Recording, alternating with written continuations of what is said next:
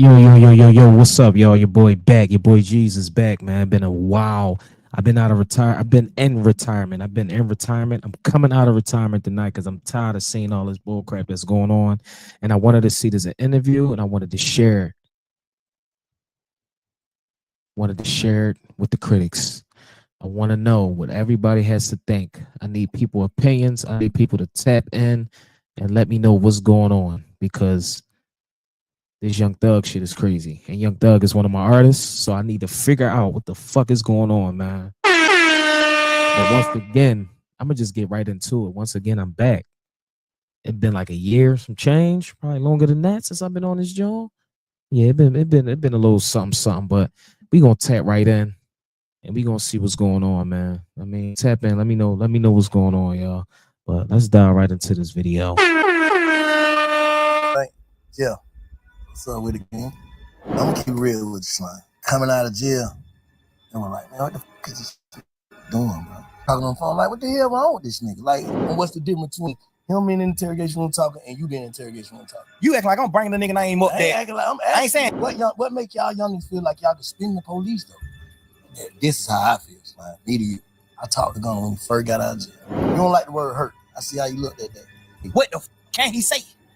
Why you did that? What can you say? As a man, you think Key to respect you for what you did, bro? You talking about RP Key, bro? You know Key ain't gonna respect you for what you did to me, bro. You know that. You know Key ain't gonna respect that. You know ain't no real man gonna respect that. You did that, bro. You see that? You see an accident. This is the worst day of my life. But what you don't see is that in every crash, there's medical bills, repairs, time off of work. Not helping. Look again. There's cash in that crash. This is the best day of my life. There's cash in almost any bang, pop, slam, crack, smash, or boom. Animal altercation, cash. Pedestrian pandemonium, cash. Motorcycle mishap, cash. Big or small is worth to see what I see. There's cash in that crash. With Crash to Cash. Remember, we don't get paid until you get cash. This is a Big Facts Network exclusive. No offense, but if you're paying more than $30 a month on car insurance, you're getting ripped off. Everybody knows you can buy car insurance on.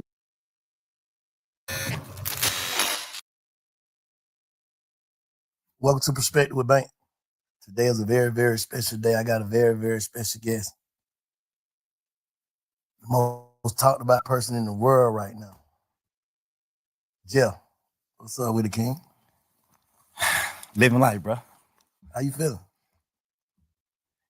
I'm planning. Planning. That's what it's about. Where your mental at, though? Mentally, I feel like sometimes you be up, sometimes you be down, but I feel like mentally, the game that I'm in, I'm not into sports or you know, I'm not an actor, none of that. The game I'm in, no matter what, you want all eyes on you. I feel like right now, this moment, no matter how the eyes look, the eyes can look devastating, the eyes can look betrayed, the eyes can look however, no matter how the eyes look. In the game I'm in, you want all eyes on you. No matter how they come. I always pray for that. God, I want all eyes on me. No matter how the eyes look. I guess this is just him saying, hey, No matter how they looking. no matter how they looking, no matter how the eyes look. A lot of the eyes gonna be like, you did wrong. A lot of the eyes gonna be like, you right. Hey, before we get into all that, though, like, you know what I'm saying, what's going on and, you know, the talk, whatever. That's the reason why I said I got Jeff. I want to talk. I ain't never seen you in no interview like speak on John Bursaw for Lil Jeff. You know what I'm saying? Why not? I feel like just not even no super manly shit or nothing like that. I feel like personally, I wasn't raised by like victims or men with like really touching feelings or like, you know what I'm saying? I wasn't raised by those type of men. I wasn't raised by the Wellers. I was raised by men that always said, keep going, no matter what, go forward. Because you got to understand, my mom got 11 kids. My daddy, he couldn't sit and be in his feelings about certain things because he still got 11 people to feed. plus my mom, plus him, plus his other kids. My daddy got 15 people he got to worry about every day. So he ain't have a chance to sit back and just focus on his feelings and feel certain things. I wasn't raised like that. I was raised by a man who just was like, go forward, because that's what matters. What matters is not sitting and just being stuck in the moment and dwelling on certain things. Like that ain't what life is about. When you living in a king, when you living as a king, it's about going forward. I think I did that so much to the point where I forget to speak about certain things. I be forgetting to speak about Lil Jeff. What's your earliest memory? That's great. I ain't never had nobody that question. What's your earliest memory? Like, if you could think of your earliest memory, like, it's the first thing I remember as far as back I can remember. You know what I'm saying? My earliest memory was Jonesboro South, my hood, the hood I'm from, the projects I'm from, Jonesboro South. My brother, Free Umfung, my brother, he burned the house down playing with matches. Because, you know, when you're in the project, you got that big ass long metal heater connected to the wall that come in, the little snake looking heater. He playing with matches on that, and it burnt down the whole building, though. It ain't even burned down just our apartment. It burnt down the whole building. Damn. That's my first memory, like real life. You know, coming up, like, what's the first time you knew, like, that's your first, what type of memory would you say it is? Good or bad, or in between? Bro, we were raised so different. You too, bro. Me ain't like you raised me. From, even if it's from a distance. Yeah. I always looked up to real street dudes, real guys who from the street and this and that. I always looked up to this. So me, like, I don't even look at that like it's bad. Yeah. I look at that like a fun memory. Like, damn, that's how fucked up we are, bro. That's how we raised. Like, this nigga burnt down the house. I don't even look at it like it's bad. Damn. I looked up to him for that. Like, damn, but this nigga know how to set a fire. But this nigga know how to set a fire. At 5 years old, he know how to set a fire. I'm asking him, how the hell you set? How you do it? Like, that's just, I'm telling you, that's just how we were raised, bro. That's just how we was raised for real. So I know you got some crazy memories. I was just, when I asked you the question, I was just trying to think of mine. My first one, but I can't. But I would say, what's your first happy moment? In life? Yeah. My first happy moment was when my mama moved out the projects to a house. When my mama moved into her first house instead of apartments. I was like, damn, bro, we got a house. The house was smaller than the apartment. My mama had got a 4-bedroom house. The apartment was 5 bedroom. You're saying not feeling so confined no more, like around a bunch of people. Now we got rid of some grass. Like, but I got grass, I got a yard, I got neighbors, like houses. Like, I'm waking up, get on the school bus in front of my house instead of the project. It was right across the street from the project, though. But so it's just like, you know, but that was like one of my first happy moments, and that I remember, like, as a kid. What's your first saddest moment? I used to go with this girl named Santana in Pool Creek. That's when we moved out of Jonesboro South. I moved out of Jonesboro South when I was like 3-4 years old. We moved to Pool Creek, which is right around the corner from Jonesboro South. And I started going with this girl that stayed like 2 apartments down from me. Her name Santana. I was going with her, like, we probably like 5-6 years old, like kids. I was going with her, and we was sitting on a bench. And I think I was talking to another girl, and she got me, and she hit me with a stick, with a sword, with a real log. Scarred me right here and right here. Hit me with a log. Made you sad? Yeah, because it was like, dang, she broke up with me. I'm like, I lost my girlfriend. Oh, yeah. What's the first time you feel like you felt betrayed? Like, as a kid coming up, or whatever. My first betrayal was like, because I'm a kid, so I wasn't introduced to the world or like niggas or friends. You know, you confined to just your household and the apartments you live in. Mm-hmm. So my first betrayal was probably like my other family members, like me hearing my auntie say, you know, she don't want my mom kids at her house because we just too deep. Like we got roaches in our house. Our clothes got roaches, so we might come to her house and some roaches might come out of our house. Now she got roaches in our house, and I understand it. You know, no harsh feelings, but you know that type of shit. The nigga that I am. That's the type I was dealing with in life as a kid. I was dealing with that. Like my mom got so many children to the point where her sisters and brothers like, man, hell no, we don't even want to deal with y'all. No sir, there's too many of y'all there. They wouldn't even know no bullshit. Just like she like, man, I got a 3-bedroom apartment. I'm goddamn raising my kids a certain way. Y'all over here, y'all grown in here. Y'all doing what y'all want to do. And like, hell nah, we don't want that shit over here. I want my kids to grow up, you know, a different way. So I get it. You know what I'm saying? But that's the type of shit I was dealing with. Like, that was my first, like, betrayal. Just like hearing my auntie say she didn't want us at our house. We carry roaches. Damn. Hey, shit, we had roaches like. Of course. But hey, my auntie them did too, but they was so small, so she was able to exterminate them. She was able to get rid of the certain. She just got a little bit. Yeah, she had roaches just because she lived in the project. She was clean as a motherfucker. She ain't had them 3 kids. All them were respectful, cool people, cool kids, all that. So she can contain like what's going on in her house. We just so deep. It's just like y'all finna come over here. We broke a head. We got this smaller amount of food stamps than your mama. My mama got a lot of food stamps because she got a lot of kids. Her mama like, man, we got $300 a month worth of food stamps. Y'all come over here, y'all eat all the goddamn food because y'all just deep. Y'all ain't even trying to do no shit. Y'all eat all the food. Now my family don't, you know, just like that type. You know, until recently, like, and a lot of people who watching, they probably been watching me, they see like I ain't different. I feel like I'm different. I know I'm different now. Like at first I was trying to trick myself into being different and it ended up working. You get what I'm saying? So, and I started realizing certain like, damn, man, this how you felt about this, or this what shaped you, or this what made you start to think like this, and this what made you, you know what I'm saying? Like, so how do you think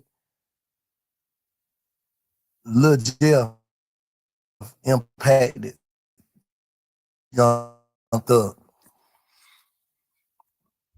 A few things. It was a few reasons. A few things like from me being Lil Jeff impacted Young Thug. Like some of the shit that I just spoke on. Like that made me like love people more because I seen like some parts of my family like not having the gratitude and like love that I wanted as a kid. Like I actually love my auntie. I actually love my cousins from my auntie kids. I actually love them. Mm-hmm.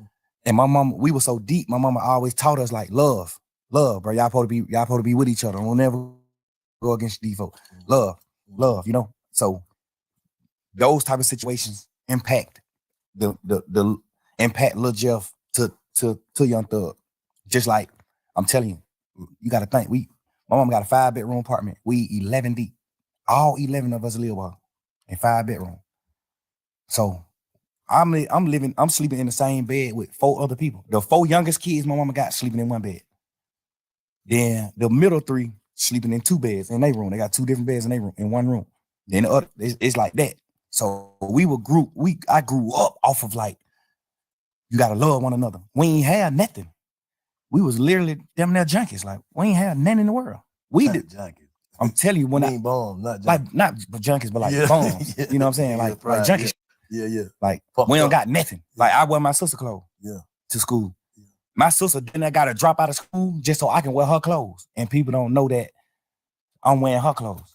That's what I'm saying. How them circumstances, like in what way did that, like what way, what did it make you feel like? It made me feel like it made me feel like my aunties and like aunties and uncles and stuff treating my mama family a certain way. It made me like want love so bad. That's when I started meeting friends.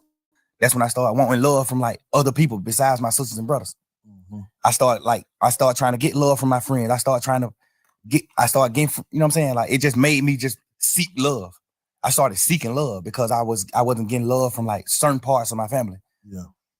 It shaped me in that way. And then a few more ways, like I watched my brother die in front of me. You know what I'm saying? Like I watched my brother die in front of me, brother. 8, 9 years old, little boy, kid. What happened? He got killed. My brother got killed on Deal Avenue. My brother ended up doing some gambling.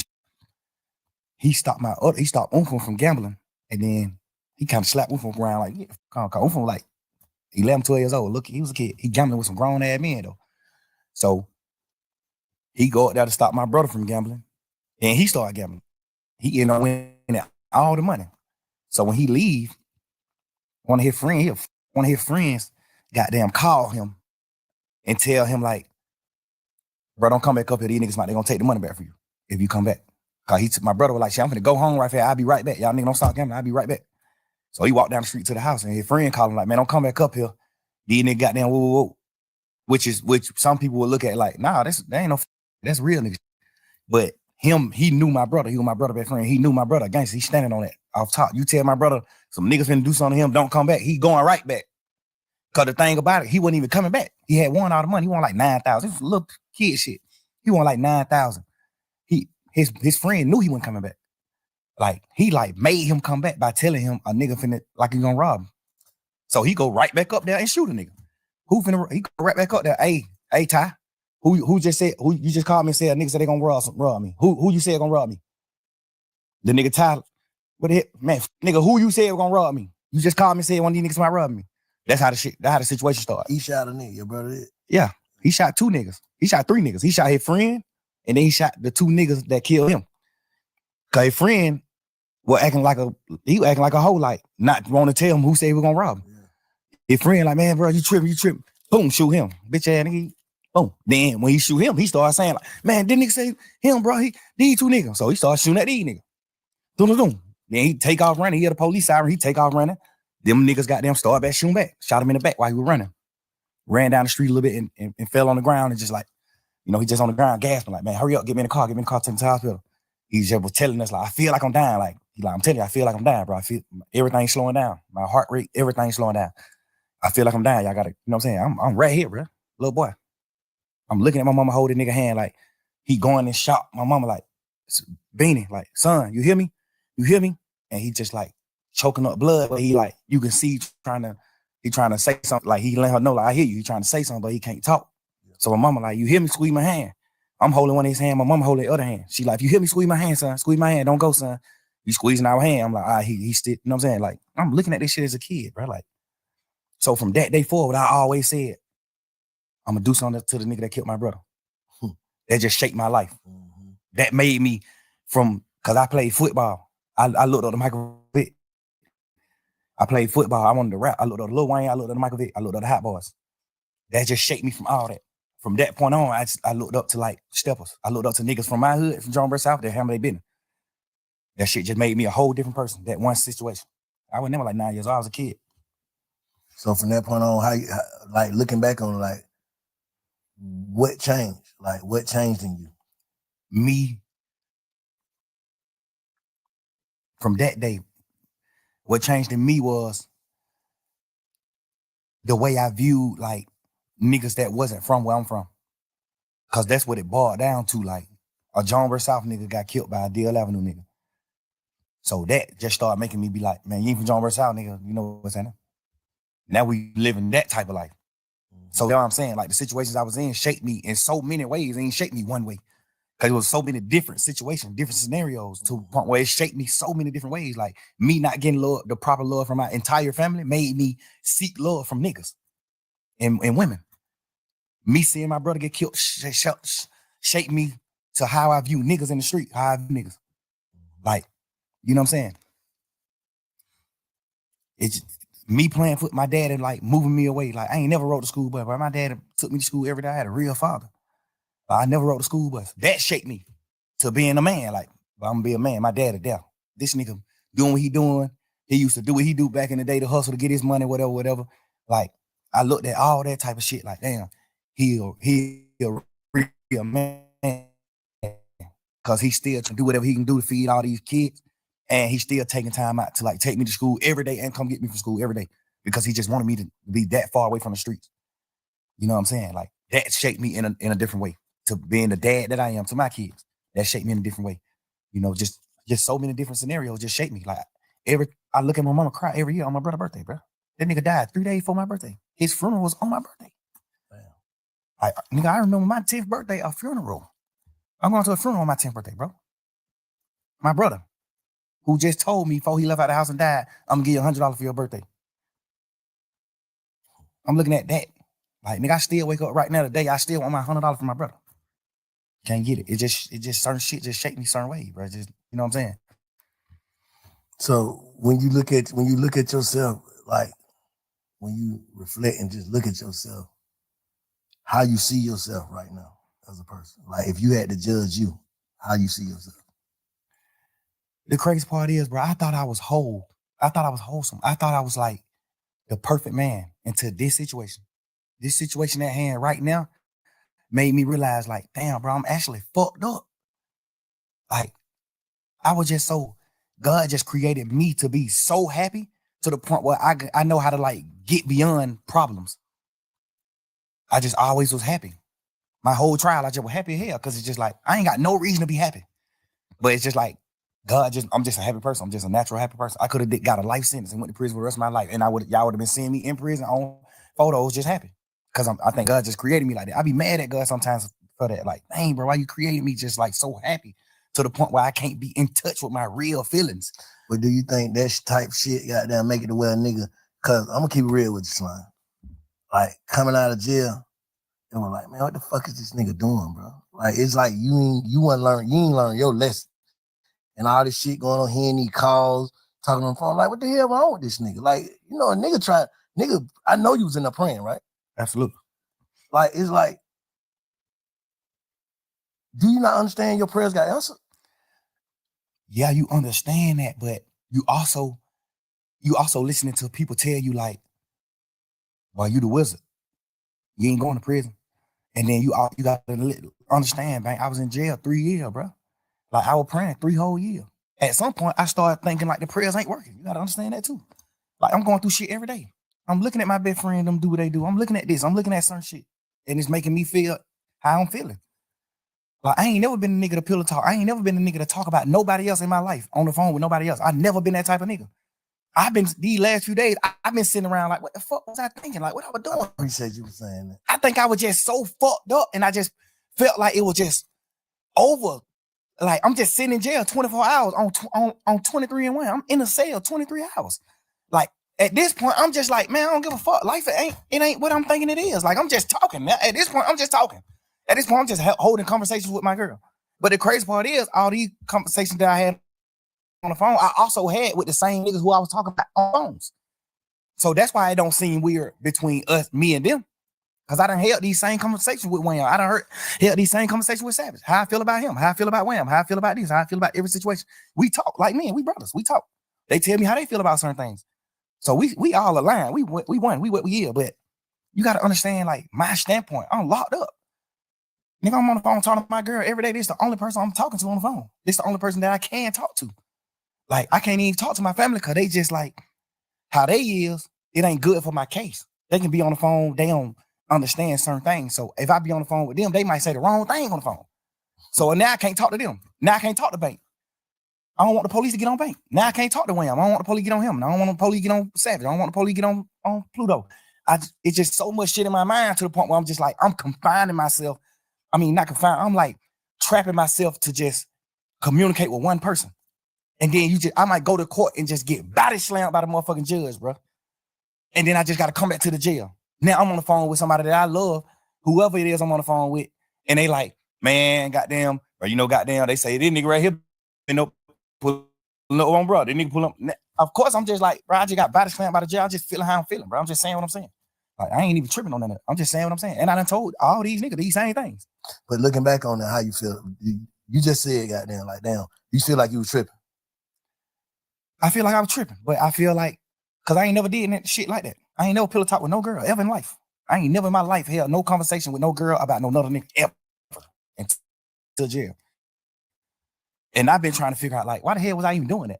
And then I just had to, like, think back to when I was in jail. Because I did a long time in jail, so I know how to think right back to when I was in jail right now. So you've been reflecting. Hell yeah, and that's another thing I don't even want to do. That's why I don't even respect the phone call shit coming out, because all it do is make me think about when I was in jail, going through fighting for my life. All it do is make my girl think about those long ass conversations on the phone. We praying and we doing shit and hoping that I can get away from this shit and come out of it.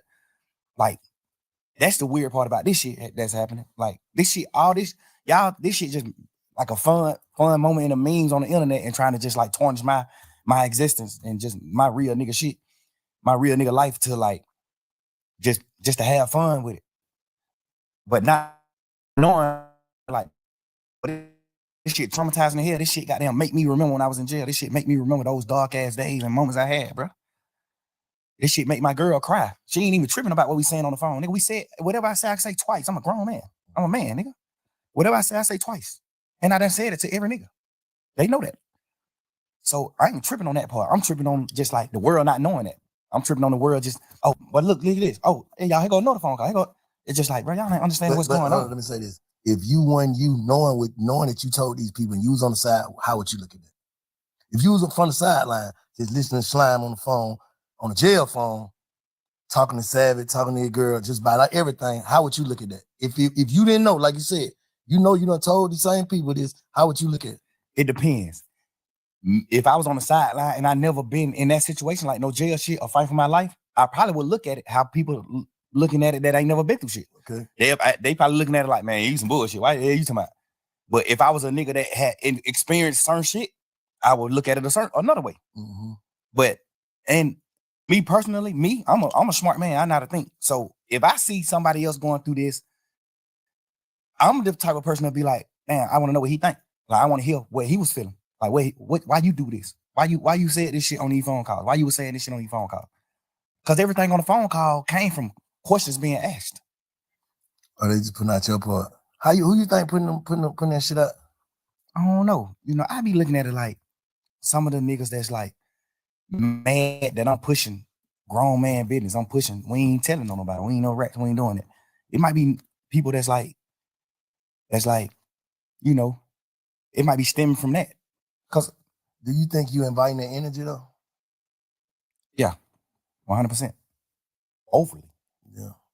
Overly. But me just knowing how this world is, even if I wasn't inviting the energy, it still happened. It still would happen. You can't just say that. I know it. You can't just Because you got to think, before the world even seen an interrogation video of me or anything, jail calls I had already got leaked.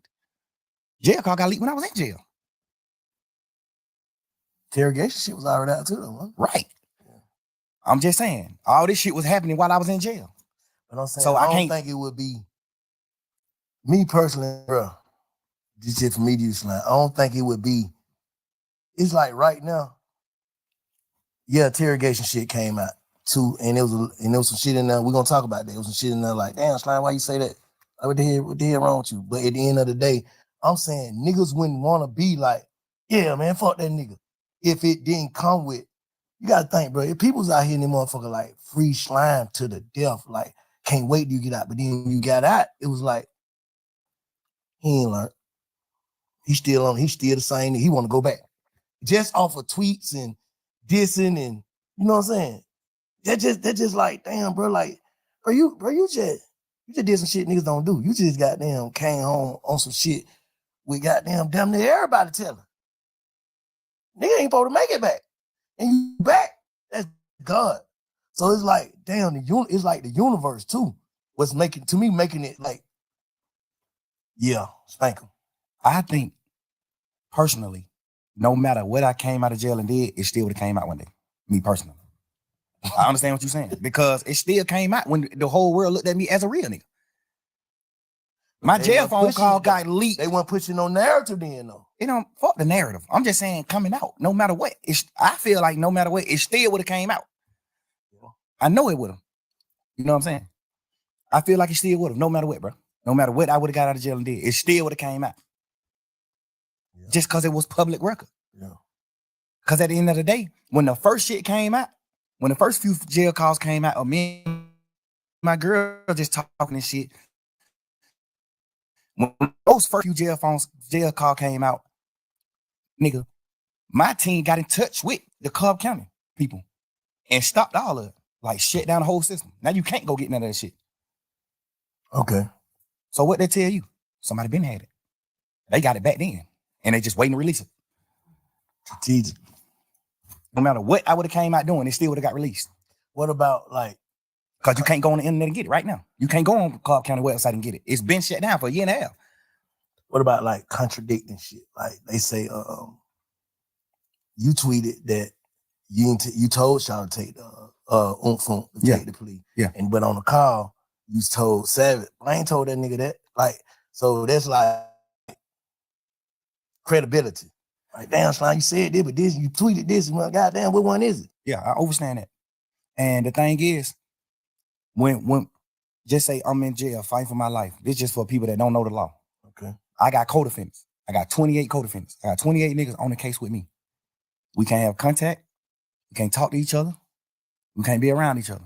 When I go to court, they got me on a whole nother motherfucking place side of the courthouse.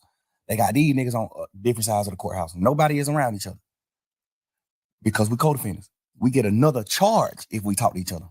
We can't talk to each other. Mm-hmm. So when I'm on the phone, a nigga like Savage, he know what he know about the law, but it's some things that he don't know about the law. Mm-hmm. So that's what slowed me down from calling niggas from jail, because he on the phone just having a normal conversation with his brother, and he just want to know what's going on. Like, shit, I just want to know what's going on, bro. Like, you seen your brother plea? You seen this? You know, he don't know the law. He don't know the side of the law where I got a co-defendant and I can't talk to him.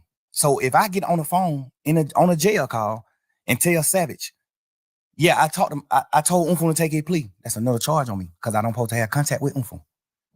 So when I'm on a jail call talking to Savage, I got to say no. Hell no, I ain't told that nigga do that. Hell no. Because all they gonna do is take that jail call and play it in court. Now I got to attempt the court charge. Yeah. So when I'm in the jail, I can't say it. And when I'm in the jail, I'm like, hell no, I ain't told no nigga take no plea. No, I ain't did that. Because I got to do that. I'm on trial. I don't supposed to have no contact with him. If I say I told my brother to take the charge, all they gonna say is, how you told your brother that? You must have talked to your brother. Boom. The lawyer can get in trouble. All type of shit can happen. I'm on the phone all the time. Hell no. I ain't tell that nigga take no charge. Fuck no. I mean, I ain't tell him to take the plea. No. But when the case over, can't nothing happen to me by saying that. So when the case over, hey, let me clear this up just for the world to know. Because I told Savage no. I told Pluto no. Like, I told a few niggas asked me like, hey, bro, you told your brother to do that? I'm like, hell no, I ain't telling him to do that. So obviously niggas that I fuck with in the streets, in the world, they looking at it like, all right, your brother did what wrong. You ain't tell your brother to do that. Mm-hmm. So I got to clean that up. Because I really did tell him after the case. Yeah. After the case. Hey, hell no, I overly told him to take the charge. But because it definitely looked like, damn, they took the same plea, so how the hell you gonna just single Gunna out? You know what I'm saying? You know why? But you was done talking? Nah, go ahead. The reason why I differentiate his plea from their plea is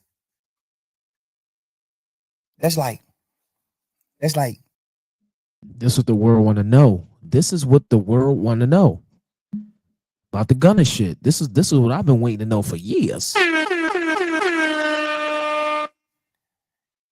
You telling your son to do something versus you not telling your son nothing and he do something. Mm-hmm.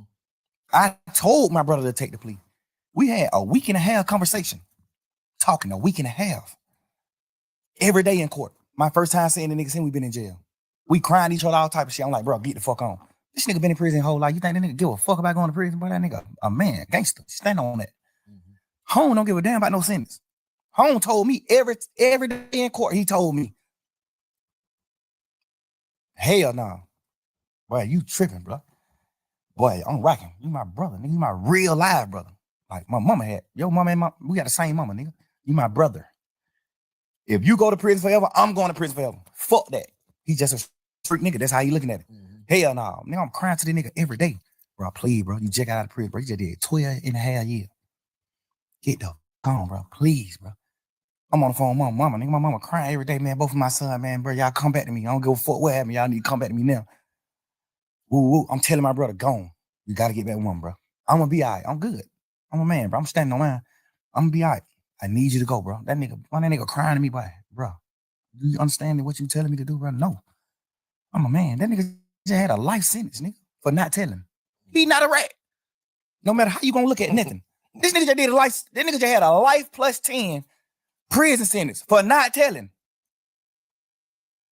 They got this nigga on the phone. Life plus 10 for the crime. Yeah, for not telling. Yeah. Nah, they know he didn't do it. They know he didn't do it? They know he ain't do it. He got a life sentence. You know that that motherfucking judicial system here, bro. They know they got the nigga who did the murder on the phone 2 days after he did the murder, talking to somebody on the phone like, man, y'all can stop playing on my money. I just had to step on the nigga a few days ago for playing on my money. They got him on a wired phone call saying this. They know who did the murder. They know who committed the murder. When we had cameras at the house, when the murder got committed, my brother was in the house. Unfun was in the house sleep when the shit happened. They got cameras from like other people's houses and shit of my brother even at the house after the murder. His best friends them was convicted of doing the murder. And they was in my mama's car. Nigga, my brother still in court every day of his motherfucking life, still to this day. Told the judge, I don't know them. The judge like, dumbass nigga, we got phone calls with you and them on the phone. We got a phone call with you and them the night of the murder. They just talking about other shit, just talking about going to the club, fucking with hoes, all that. And the nigga just like, shit, I'm gonna pull up. I'm gonna come get you. The nigga dodging coming to my house because he know my mama gonna ask for her car. So he like, man, you gotta walk around the corner, give him the car. Like they on real phone calls talking to each other. My brother still in this motherfucker fighting every day, saying, I don't know them. They lying on me. The judge just sought it to him just because of that. Like, oh, you playing game. They offer that nigga immunity. They know he ain't do it. They offer him immunity. Hey man, you tell exactly what happened, cause they saying, one of the niggas saying, you brought the gun to them. One of the niggas saying, it's 3 of them. One of the niggas saying, Unfun did the shoe. One of the niggas saying, Unfun didn't do the shoe. He just brought us the gun. Mm-hmm. They like, why y'all didn't just come to the house and get the gun? Cause we was in his mama car. And if we would have pulled up in the driveway, his mama would have made us leave her car. So we called Unfun and told him, hey, come around the corner and meet us and bring us the gun. We finna go to the club. They just like, hey, bring my fire. We finna go to the club. Bro got them suppose, I don't know if he did it or not, because he still ain't told me to this day. I don't know if he did or not, take them the gun. But when he take them the gun, they ride off and go and like they go to the club, what they doing, but they end up, well, that's what the court say. I don't know the case. The court said that they robbed some Mexicans and one of the Mexican booked and they shot him and the Mexican died. I don't know if that's true or not. I'm not saying it's true, but this is what the case was. They saying my brother took the gun to them. And then one of them killed the Mexican, which we don't know if that's true or not. Mm-hmm. Cool. Goddamn. They got one of the Mexicans that didn't get shot. One of them got killed and one of them, they let run away. The one that ran away said, my brother is that nigga probably about 5'7", 5'8", red as a motherfucker, real Mexican, Chinese nigga. The Mexican that didn't get shot said the third guy that walked up was a tall black man with a ski mask on. That they said, how you know he black if he had a ski mask on? He said, I seen his hands. His hand was black. So my brother, off top, everybody know that ain't him. No shit. They know 100% he didn't do the murder. He just got a life sentence because he wouldn't tell. They granted him immunity. Didn't take it, man. Fuck y'all. Grant to what? I don't know what happened. I don't know nothing about that. I'm telling you, bro, just man to man. I can't put no rat on him. I can't. I'm telling you, I seen Shawty stand up and Shawty was 17 years old. Shawty was a kid. Shawty stood up in the paint, bro. Shawty got a life sentence. So let me ask you something. Did his plea say the same shit Gunna plea say? Like, is it the same? Like, did he have to agree to the same shit? Guess what you wouldn't believe, man? I ain't never seen you plea. I ain't never seen you, bro, plea. I swear to God. Just handle your business. Just go home. I told him, because he had did 12 years on the murder. And then his lawyer got him a new trial. Like, they fucked up in trial. The lawyer got him a new trial. So now he out of jail waiting to get tried for the murder again. They ain't gonna never try him for the murder again because they know it ain't nothing he doing. He ain't do that. So he wasn't gonna never get tried for it again. They were gonna just like goddamn keep resetting the trial date for the rest of his life. He would never go into court again. That's what the lawyers say. Like they ain't finna do nothing with that case. They can't beat him. So I told him, well, if you do take the plea, make sure they add your murder case in the plea. Make sure they dismiss your murder case in the plea because you still got to do a new trial. I'm saying they did that. I don't think they did it. I think when they went to them with the plea, I think they were like, the plea is out of the murder shit. We can't do nothing about the shit. If they could, they would have. But the state was like, we can't do nothing about the murder shit. Like it's a new trial. Like we can't get involved in that. That's up court. So I guess that's what they like. We can't add that shit in there. Mm-hmm. So that's when he like, shit, I'm definitely doing the plea then. Now we having a week and a half conversation every day, bro, in court every day. I'm sitting in the cell crying like, bro, Please. Gotta go, bro. My dude, these folk out of mind. These folk can't function. Go on. One of us need to go. Right now, I don't need you right here with me. You just did 12 and a half. I don't need you right here with me, bro. This shit gonna be 3-4 year process. I don't need you doing that, bro. So who did what's right on that case? Everybody who on the case did what's right, except the niggas who took the pleas in the beginning of the case. Except them. The niggas who took the pleas in the case, that's who did what's wrong. They took the plea and agreed that YSL was a gang. They saying that we got a RICO and YSL is a criminal street gang. All of us on this trial, all 28 of us saying YSL is not a criminal street gang.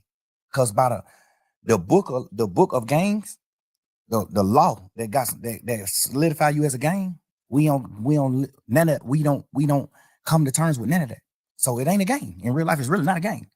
When it comes to the gang book, done did some shit separate on their own. Yeah, it's just a lot of crimes that happen, and they just saying, "Oh, YSL a gang?" Off of all these crimes that happen, but the law that makes an organization a gang, the law that makes an organization a gang, we don't meet none of the criteria. Okay. So we not a gang. No matter how y'all try to twist it, we not a gang. You see what I'm saying? Yeah. We got every lawyer in this motherfucker saying we not a gang. So who you look at in that shit that took the plea that you be like, oh, I can see how he took the plea? Nobody. Dude. Okay. Nobody else. On phone. All right. Because, and I ain't like saying, oh, he didn't goddamn do us wrong, or he didn't do this. One thing I know is he ain't taking the plea. If I don't make him take the plea, he ain't studying that plea. So why Duke ain't wrong? I just want to know. Like, why? Because Duke plea was from Duke. All Duke said in his plea, he didn't say YSL was a gang or none of that. All Duke plea did was said that Yak was right about telling on him about what they talked about. Duke plea was just what Yak already had told the police about him. You see what I'm saying? Hold on. You said Duke just agreed to what Yak said. Yes. Duke. So Yak, you saying Yak threw Duke up on the bus. He just said the nigga telling the truth on me. Yeah, because if he say that he not, then Yak got to take the stand on him. Because Yak plea agreement say he got to take the stand. If Duke go to trial. That was a part of his plea. What I'm saying? On that case. So Yak said ain't nobody, he was on Big Face. He said nobody ain't go to jail for what? He said he just was in there running his mouth in the what's the name? Interrogation room. So what you mean testify? What the hell you talking about? When him and Duke caught their case, Duke was going to trial. What kind of case it was? Goddamn, they got caught in a car. They ain't had no license and they had 2 guns on them. Okay. And they went on a high-speed chase. They took Georgia State Patrol on high-speed chase. So when they get locked up, this is what their charges is. Theft by receiving stolen property, which is the guns, and well, I think it was one of the guns. Oh, I don't know. I know they had theft by receiving and then no license because they were driving. They was in the car. They had a license. Stop playing. That's what. You told on a gun and some license. Stop playing. That was the original charge. Oh, what the other? When the police came, when the police came and talked to Yak, Yak told him what actually was happening. What was happening? Like he told them Duke got jumped on at Magic City by ops, by the opposite, and he came to Magic City to get Duke, and they were going to retaliate. Go commit murder. Go possibly commit murder. They were going to retaliate against the people that just jumped on Duke. That's what Yak told him. Hold up. So, let's slow down. They get locked. They on the way to the op hood. This is what I don't know. 'Cause I went down. This is what the police is saying. They got caught with some guns and no license, and he turned that into what? He told them what really was happening. Cause the police just like, why? These 2, they ride past the state patrol. It's 2 young niggas with hoodies and ski masks and all that old shit ride past state patrol. State patrol get behind them. They go on a high-speed chase. No they go on a high-speed chase. They wreck the car. Get out the car, run. Well, one of them get out the car and run. One of them stay in the car. That automatically make it fishy to me. Who stayed in the car? But two people who ran who stayed in the car. Yak stayed in the car. That's what I heard. Okay. Yak stay in the car. Duke, when they crash, Duke get out and run. Okay. And toss one of the guns. Got away. Nah, he got caught. He ain't no get caught. Okay. Yak goddamn Some people told me that Yak ran too, but some people told me that Yak didn't run. Yak stayed in the car. So if me and you go on a high-speed chase, right, and we both know what we doing, we know what we're going to do. If the state is right, we know what we're going to do. The police get behind us, we're going to high-speed chase, crash the car. We get out the car and we run it, man. If I get out this car and run and Bank stay in this car, the only thing on my mind is Bank finna tell on me. Or Bank finna, even if you ain't finna tell on me, I'm finna think in my mind, Bank finna tell the police it's him. Like, cause what you stand in the car for? He must know, he must got out, basically. Like he must got out. He must know something I don't know. If we supposed to run, basically what you saying, like if you don't run when the police is chasing you, you the one driving. You take them on a high-speed chase. If you don't get out and run and you get out and let Duke run, you got something you finna tell the police. Not even if you finna tell the police, hey, I don't know, officer, I'm an Uber. We were just riding, this nigga, I don't know what the hell he got going on. He just hopped out and ran. You finna say something? Like, I don't understand why you not finna run. Yeah. Which is not bad. And that ain't really bad to me. Because if you can spin 12, you can spin them. If me and you go on a high-speed chase and I hop out and run and you don't, all you can say is shit. Man, I know that young nigga from the hood. I don't even really know his name. Man, that young nigga told me to drop him off at the girl house, man. I was on the way home off and dropped the nigga off at the girl house, man. When goddamn y'all got behind me, but I know I can't go to jail, boys. But the young nigga got a gun, but I know I can't go to jail. So I just went on a high-speed chase. Like, you know, you can it's ways you can flip it and then and make it good. Like, all right, cool. I understand why you sat in the car. If you can flip it, you can flip it. So I ain't gonna say he sat in the car because he was gonna tell, but I'm gonna say it's weird that you sat in the car. Like, so what? If you sat in the car. All right, fast forward to what the facts. You say he Duke got jumped on that Magic City. Okay. Call yet? This supposedly. I don't know. Allegedly. Yeah. Duke got jumped on that Magic by some opposites. He called Yak. Yak come get him from Magic. Him and Yak get in the car and on the way to the ops hood. They on the way to the ops hood to retaliate, to go handle their business. Like, niggas just jumped on him, he finna go handle their business. They ride past the police next to the ops hood. They on the ops street when they ride past the police. The police get behind them and turn the lights on. They go on a high-speed chase, they crash. They get out and run, they get caught. They in jail for driving no license and firearm in the car. This the charges. Mm-hmm. The police come question Duke. Duke don't tell Duke, like, man, suck my dick. No. The police go question Yak. Because I think Yak was in some more trouble too. So the police go question Yak. So I guess that's his way of being like, shit, but I gotta try to get myself out of trouble. I'm in deep trouble. Like, even though Duke got this little bit of case, I got this same little bit of case, but I got more shit. I'm on probation. I just got out of jail.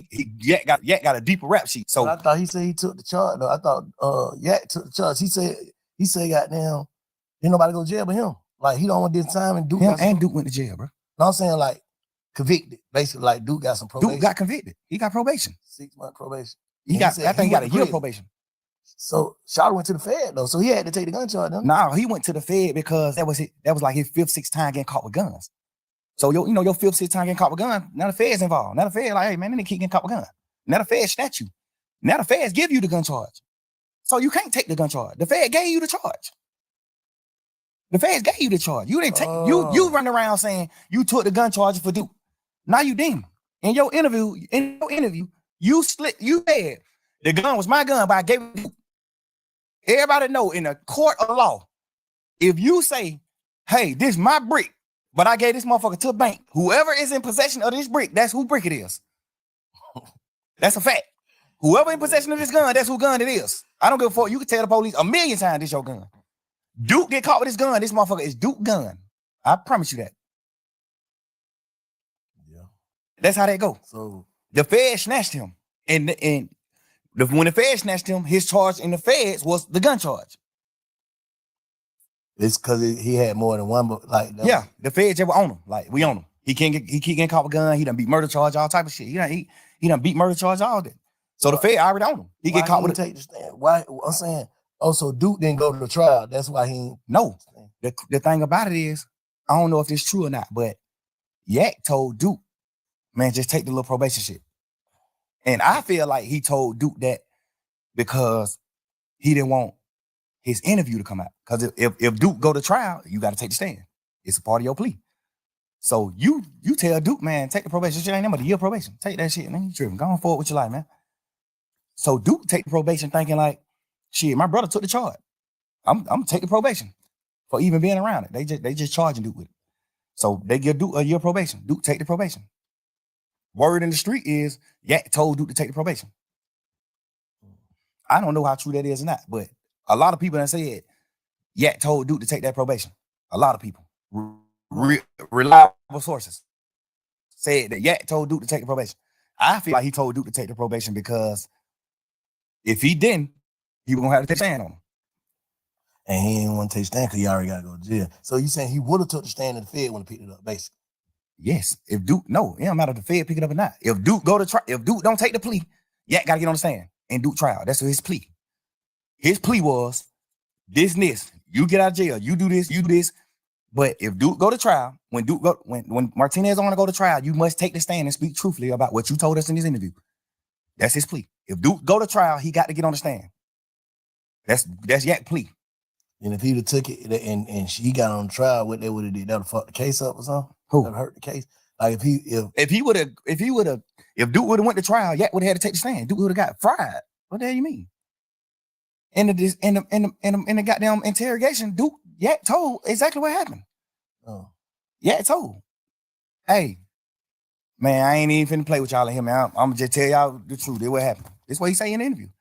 In the interrogation, man, I ain't even gonna play with y'all for. I don't even, man. Whatever I can do to goddamn try to make this shit like on me, bro. Like they like, man, what's going on? Goddamn, ooh, the DA's already on. The DA's already wondering, like, why the hell y'all nigga on the ISP chase right here next to the ops hood? They don't know that Duke got jumped on at the club though. It's on the wraps. It's low. We keeping it low. So when Yak tell them Duke got jumped on that magic, we was on the way to goddamn go straight up hood. That's why in the interrogation room he was saying shit like, they were like, oh, so you on Duke finna go kill? He like, I ain't gonna shoot. I was driving. How I'm gonna drive and shoot? Duke gonna shoot. He say all this shit in the interrogation. You know what I'm saying? Like this the interrogation room. He's saying this shit, and he took a plea, and his plea was when Duke go to trial, you got to take the stand. So what's the difference between Duke in the interrogation room and that interrogation room, you in the interrogation room? What's the difference? Duke never was in the interrogation room. I mean, I Duke. The difference with me and Yak's situation is Yak in the interrogation room telling that Duke did the crime. Yeah. Not no bullshit, no funny shit, man. Go ahead. Yeah. Ain't even no harsh feeling. I ain't mad at nobody or none of that. Like, I live and learn. I want to know what the difference is. I want to know your perspective on what's the difference between him in the interrogation room talking and you being in the interrogation room talking. The difference is he told that Duke was locked up for these crimes. He told the police what Duke did. Mm-hmm. Like you told on Duke. That's the difference between his and mine. I didn't tell on Roscoe. I try to free Roscoe. But I'm saying Roscoe didn't shoot at the bus. Yeah. We be serving these niggas when they come to Atlanta. He ain't shoot at this bus. They ain't beefing. Yeah. That's what I'm telling the police. Yeah. Any street nigga in the world gonna understand that. Any street nigga in the world not finna say, oh, I read it, or I did what wrong. No nigga. But what about the niggas who feel like you don't supposed to mention other niggas' name in front of the police though? The police mentioned the names. I just gave them my stories. Okay. The police mentioned their name. I ain't bringing no nigga name up in the interrogation. The police mentioned these nigga name. I brought Guap name up, but I brought Guap name up to talk about my dealings with Guap. You know what I'm saying? I ain't bringing no nigga name up. You acting like I'm in this market saying, oh, Big Bank Black, a nigga who the police don't know. I'm naming Superstar. The police know every one of these niggas. You act like I'm bringing the nigga name up there. I ain't saying you. I'm just saying. I ain't saying you. I'm saying like the world. Y'all acting like I'm goddamn bringing up a nigga name, putting a nigga on the police radar. Man, I'm talking about full-blown superstars. I'm talking about signing. I'm signing Guap. What the fuck could I do to get Guap in trouble?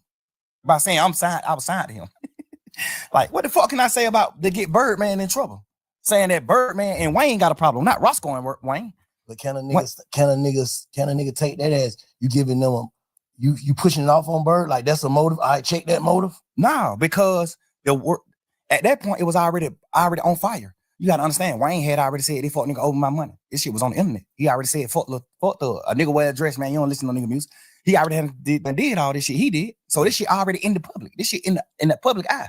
I'm not sitting here telling them nothing, giving them something to go with, a story to go with. I'm in this motherfucker saying Man, y'all, what you talking about? Like, what the problem is Bird and Wayne? You know what they saying the problem is? They saying that Birdman, they paid them. Mm-hmm. What the fuck are you talking about? Yeah. Like, you know that. Even though I feel like, personally, I shouldn't even been saying that, because y'all already know that. Yeah. So why do I got to sit in here and reiterate that? But, you know, you just a young nigga. You just in this motherfucker like you flim-flamming these folks. Yeah. But the difference is, I'm telling these nigga my partner committed the crime that he in jail for. And nigga like, yeah, telling the police, you committed the crime that he in jail for. That's the difference. Yeah. Me asking you, do you understand the difference? I understand the difference, but like I said, Slime, I told you this, like, you know, looking at it from the side is like, why would you tell that lady, take your number? If you look at the whole interview, and I'm gonna put the not the audio, I'm gonna put the video out so you can see the actual video too. I told the lady to take my number on some flirtatious shit. Like, we just flirting. When we first come in the room, I was flirting with all this shit on video. When we come in the room, I'm flirting with her. When we sit down talking, she's sitting at the table. I'm talking to her. I'm flirting with this bitch. Not mean to call her no bitch. I'm flirting with this lady. Like, and at the end of the video, when everybody getting up and leaving out the room, I'm still talking to her because she up late. Like, she still like getting her shit together and getting up. Like, well, all right, goddamn good talking to you. Woo, woo, woo. And I'm like, man, you don't know anything. Get my number, baby. I make promises. You know, I'm just flirting with the lady. Obviously, the world gonna look at how they want to look at it. But that's wrong shit to say, Slime. Just looking back on, don't you feel like that's wrong shit to say? I feel like that's the wrong shit to say if I was saying it for the reason, if I was saying it for another reason. I'm saying hearing it. Hearing it. Obviously. You hearing it, what that shit sound like? Back like, damn, I understand. Right, I understand what it sounds like. Yeah. Because I'm mad at niggas for saying shit like that to the police. But the difference about me is, what in that interrogation did I tell the police for you to think that I'm saying, if y'all want to know anything else, get my number? I didn't tell them nothing for me to even say, if you want to know anything else, get my number. And don't tell nobody. What the fuck did I tell them in the interview for them to even? Can't be biased, but he is making a point there. He's making a strong point. I ain't trying to be biased, man. Clearing it up. Clearing that shit up. For a fan or a nigga who looking at the interview, what did I say in the interview for you to even look at this interview and say, and not say he playing game? Man, nigga just playing game. He talking shit. He ain't even tell them shit. Like, yet, you told. They said who killed Nut? You said Shannon and Woody. You did? Yes. So at the end of your shit, when the police say, well, all right, man, you got anything else you want to say? Say, hey, and I'm locked up. Y'all got me locked up. Get out so I can get around it. And then I can say, I can have something else to tell y'all. That's a difference than me saying it, because I didn't tell them shit in the interrogation video. I'm in this motherfucker talking shit with him. Y'all been at them nothing to take my number. I make promises, baby. Don't tell nobody. Why would you look at that part of the interview and say, damn, but he was finna get him his number so he can get him information? What information did I get him anyway? The first, you get what I'm saying? I get exactly what you said. If I'm spinning the police, okay, and at the end of my conversation, I say, get my number if y'all want to know something. What make the smartest nigga gonna be like, bitch, ass nigga, you ain't tell them that. What make y'all youngins feel like y'all can spin the police though? I don't understand that though. I don't understand that. Man, but them bitches is smart, bro. Bro, it's just like movies just coming up in the game. When you're a real nigga, bro, I feel like I'm a real man. I feel like I honor and I love every nigga who I love. Yeah. So I'm willing to do anything to help a nigga that I love. And sometimes you can make the wrong thing. You can do the wrong thing trying to help a nigga that you love. Yeah. And when I say do the wrong thing, I ain't doing that wrong in the interview. The only thing I did, well, I feel like I did wrong was even talking to them. The interview, fact. Right. No, but yeah. I'm doing the interview out of I'm purely trying to save my mans. When I first seen the shit on the internet, I was like, oh man. But I was like, man. Because they mixing it. Because I ain't even watch it. I just seen 2-hour interrogation video on Young Thug. I didn't even watch it. Slime like, man, you got, little man like, man, you gotta listen to it, man. Right. Please just listen to it for me. Before you jump out there, please just listen to it for me. Please, please, please. I say, all I'm listening, I'm like, yeah, you're not playing game, but why the fuck is you in there, Slime? Because we just young nigga, and I'm thinking, my man's Roscoe already locked up for shooting at Lil Wayne tour bus. I know that. I know Roscoe got a trial coming up. I know that too. So basically you saying ain't no way you would tell him because you ain't even in trouble. I'm not even in trouble. Soon as they come in, they say, you ain't in trouble. We ain't talking about nothing that's dealing with you, none of that. We just got some conversations that we want to have with you. What click in my mind? This my turn to help my man. This my chance. We just young niggas, bro. We high hell. We on drugs. I'm just thinking in my mind, but this my opportunity to help my man. You ain't supposed to be in there eating no hot wing. Who, me? I ain't blown the sandwich. Oh, for real? They get niggas who tell that type of food. They get niggas like me who I ain't finna tell them nothing. They give me the blown sandwich. I ain't give them nothing. They gave you blown sandwich. But them folks try to give me blown sandwich. I ain't even eat it. I'm like, man, I ain't that shit, man. I think I opened that shit up and ate the cookies or something out of it. I ain't eat this. I probably did eat the sandwich. I was so burnt down on what I'm saying. Like, I was burnt. But I didn't get the luxuries because I ain't get them then. They would have felt like ain't giving me something to eat. Because I asked them in there, like, man, y'all ain't gonna give me that bill? Like, God damn, this thug, bro. Like, I'm a motherfucking millionaire, bro. I'm doing what I'm doing. Like, y'all gonna try me like this with the blown motherfucker? Like, get a nigga something. Y'all gave this nigga chili wing, pepper, whatever. You know what I'm saying? God damn, give me what y'all gave this nigga. I know why y'all ain't gonna give me what y'all gave him, because I ain't getting you nothing. And you don't get nothing in return. You don't get me doing nothing but denying my partner involvement with that tour bus shoot, denying me being in a gang, denying Birdman having something to do with the shoot, with Lil Wayne tour bus shoot, denying me being signed to Birdman. You don't get nothing but denial from me. You get nothing but denial from me. Everything I did in the interview was on purpose, nigga. Man, that's crazy. So let me ask you something though. Now let me tell you something, matter of fact. Because I've been hearing all this shit. And you know what I'm saying? A lot of this shit valid. You know what I'm saying? You did do whatever, however. But fuck that. This is how I feel, Slime. Me to you. I know you said this shit probably would have came out or whatever. This would have happened, that would have happened, this would have happened. But what I'm saying is, even in there, I don't feel like you realized what you was going through.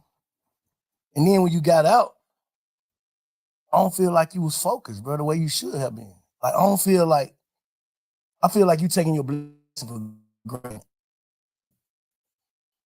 That's just how I feel. Like, condemn or goddamn protect. I ain't here to do nothing but get your perspective and feel your energy, bro. So what I'm telling you, and I'm hoping you feel mine, I'm saying, I feel like you probably got out of jail and truly went with the narrative y'all went with. What was it? Truly humble on the gut. Yes, sir. I don't feel like you came home humble, bro. Enough. And I don't know. I'm just saying, I'm from the sideline. I talked to you when you first got out, first day you got out, you gonna live and comment through. I was like, what I say? Bro, fuck all that, get home and get to it. Nothing else. I don't feel like you did. I feel like you came home playing again, bro.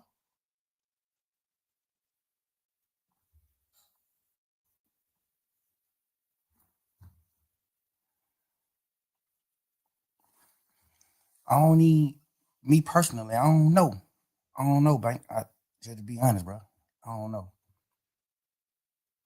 I think the crazy part is, I thought I came home on fire. I thought I came home just like popping that shit and just living life and getting back to life and enjoying life. But you still got to understand this too, Bank. My whole life, I poured into people. I built niggas' foundations. I built niggas up my whole life. Any nigga you can name, I play a major part in their success. I witnessed that. And I feel like you got to look at it you got to step in my shoes, Bank. I got to get out of jail and rebuild. I got to get out of jail and rebuild this shit. I can't get out of jail just hit the ground running. That's what them niggas do. That's what a fuck nigga do. They go past what the fuck they did wrong and they just keep going. Rebuilding doesn't mean what, like rebuilding your mental. Rebuilding my mental, rebuilding my financial stability, rebuilding my organization, rebuilding like the way the world looked at me, the way the world perceived me. Cause you gotta think, I get out of jail. Yeah, I spent my last 10 years every day with my friends. And we building, we showing the world this how you supposed to be. This how brothers, this hood is. This how we supposed to do it. This what we doing. So I get out of jail now I don't got them friends no more. So I get out of jail. I'm used to being with them. My last 10 years, I've been with them every day.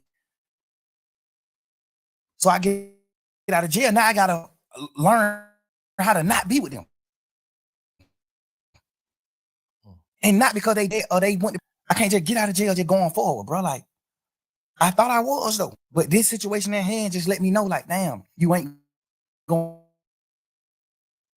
forward. You wasn't going forward.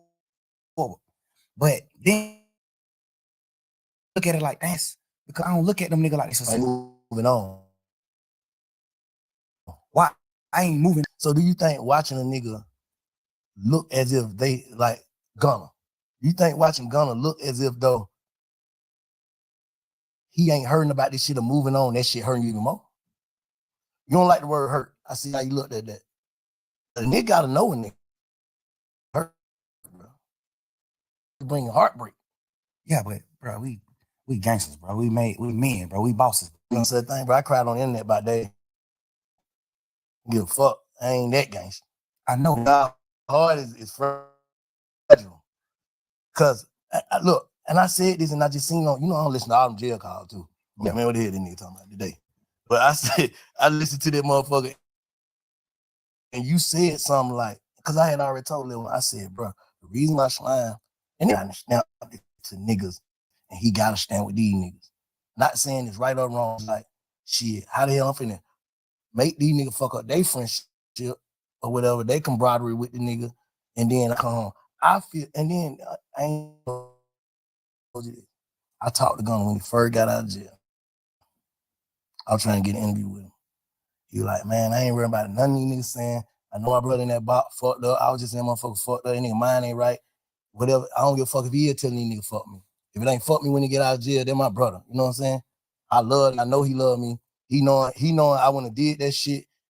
I triple asked them folks, is this gonna affect my brother? That's what he told me. I took it for face value. That's what he told me. That ain't the truth. All right, I'm just telling you, I'm on the outside looking in, I'm just telling you what he said. That's what he said. He said, oh, I ain't saying that the truth he said. I'm saying, yeah, that's what he said. He like, I'm just waiting on his word. I don't know, cause his lawyer could have told him. His lawyer could have fed him some bullshit. My lawyer's just a real one.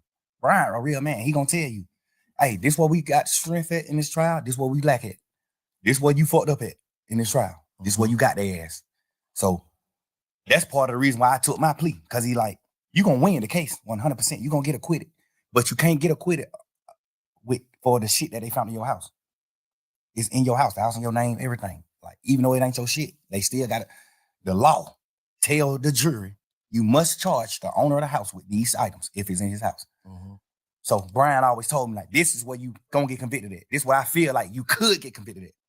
He said, you still can win it, for sure. I think you're gonna win it. But I can't tell you, I can't be no bullshit like the other nigga lawyer. Mm-hmm. I gotta tell you, hey, this is where you strong. You strong. Every corner of this case except this one. The shit they found in your house. What? 9 times out of 10, you will get convicted of this. No, I'm thinking about you saying like you had to rebuild, you had to move on, the niggas from 10 years. You had your partner that been with you 10 years, and then every day. But I used to see you on Gunna every day. Like every day, like to the max. Like you don't do that every day, but it was a different every day with you on Gunna. What I'm saying is that shit like a marriage. You dig what I'm saying? So it's like you having your wife, bro. And this ain't even just your wife. She came in with you. She came into the relationship bossed up, millionaire, doing this shit. She came a bomb. She came with nothing. You made her a millionaire. You foundated her. You built her with all honesty. Like you built her just on some honest shit. Not even on no, I'm finna build this project. It's just like, damn, boy, I look at this little nigga like my little brother. I love that nigga. I'm finna try my best to help that nigga do something. I didn't even know this nigga rap when he first came around me. I just was just like on some shit like, man, everybody with me, I'm taking them with me. We going with, I'm finna figure it out. If he don't rap, I'm finna, whatever we put on this internet and the fans say, what the fans commit him, the fans put on him, that's what I'm finna make him go with. If we get on the internet, he don't even gotta be a rapper. If the fans say, but then nigga got this shit, this nigga drippy as a motherfucker. But I'm finna make sure you fresh as a motherfucker every time they see you. Like I'm just gonna do whatever I can do to help my niggas. Yeah. Girl, like whatever. I'm doing whatever it takes. You know what I'm saying? So have you ever actually sat down and thought to yourself, how do I really feel about this? Not how, well, I take it back to this. How do Jeff feel about this before I saw my brother get killed. How would he feel about this? About what? About Gunna, period. Just all of it. Like, how do you, like, If I'm trying to get you to tap into, like, how do you really, really feel? I know how you know how we know how we supposed to feel about shit. Fuck that nigga call me. That's how we supposed to feel. Like how you really feel. Yeah, how you really feel about this shit. Like, I really, really feel. I feel like Troop word. King Troop. That's where King Spider come from. King Troop is the big homie. Where you mic in? Yeah. King Troop, our big homie. Yeah. I honor Troop words to the T, no matter what. I'm with him to the T. He not a bad man. He a real man to me. What I identify as a man. I honor his words. He told me before he died. He didn't tell me on his dying bed. He just told me before he died. Gunna is my son. Take him with you, thug. Get him out of the hood. Get him out of Shady Park. Take that boy with you. That's my son. And then just so happened, he just ended up dying. And I honor his word. I honor his word, bro. I took that nigga with me everywhere, bro. This my man's, bro. Whatever you will, all the bullshit that I knew about you, all the shit you did, the shit that sitting on the porch talking about your cousin, damn near telling on the goddamn to the Crime Stopper people. All this shit, I knew all this shit later on, but I knew this shit. And I just found a way to love you. You know what I'm saying? I knew it. And I just love you because I just honor Troop word. And I feel like whatever, I don't know what Troop told you, but I know he told you something good. And I feel like you just didn't honor the word. You ain't honor that, bro. You ain't even honor brotherhood. We ain't even talking about Troop. We just talking about brotherhood. We from the street, bro. You know how hard it is for us to become successful men? Make millions of dollars?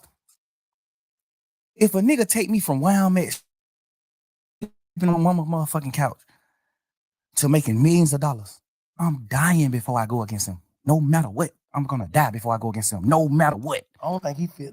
You know, like I said, I ain't here to goddamn protect or condemn nobody. I don't feel like he crossed you though. Me personally, as a man, me knowing him, he's smarter than he looked. A smart man. He let his silence make you think other things about him. He's a smart man. He's strategic. I taught him how to be. The thing about it is, when it comes down to being real, the strategicness go away from me when it comes to being a man. Like standing on man business, a man. I don't know how to. I know how to be strategic, but I forget to be strategic when it comes to that. I'm gonna say the truth. I'm gonna pour it out what it's supposed to be.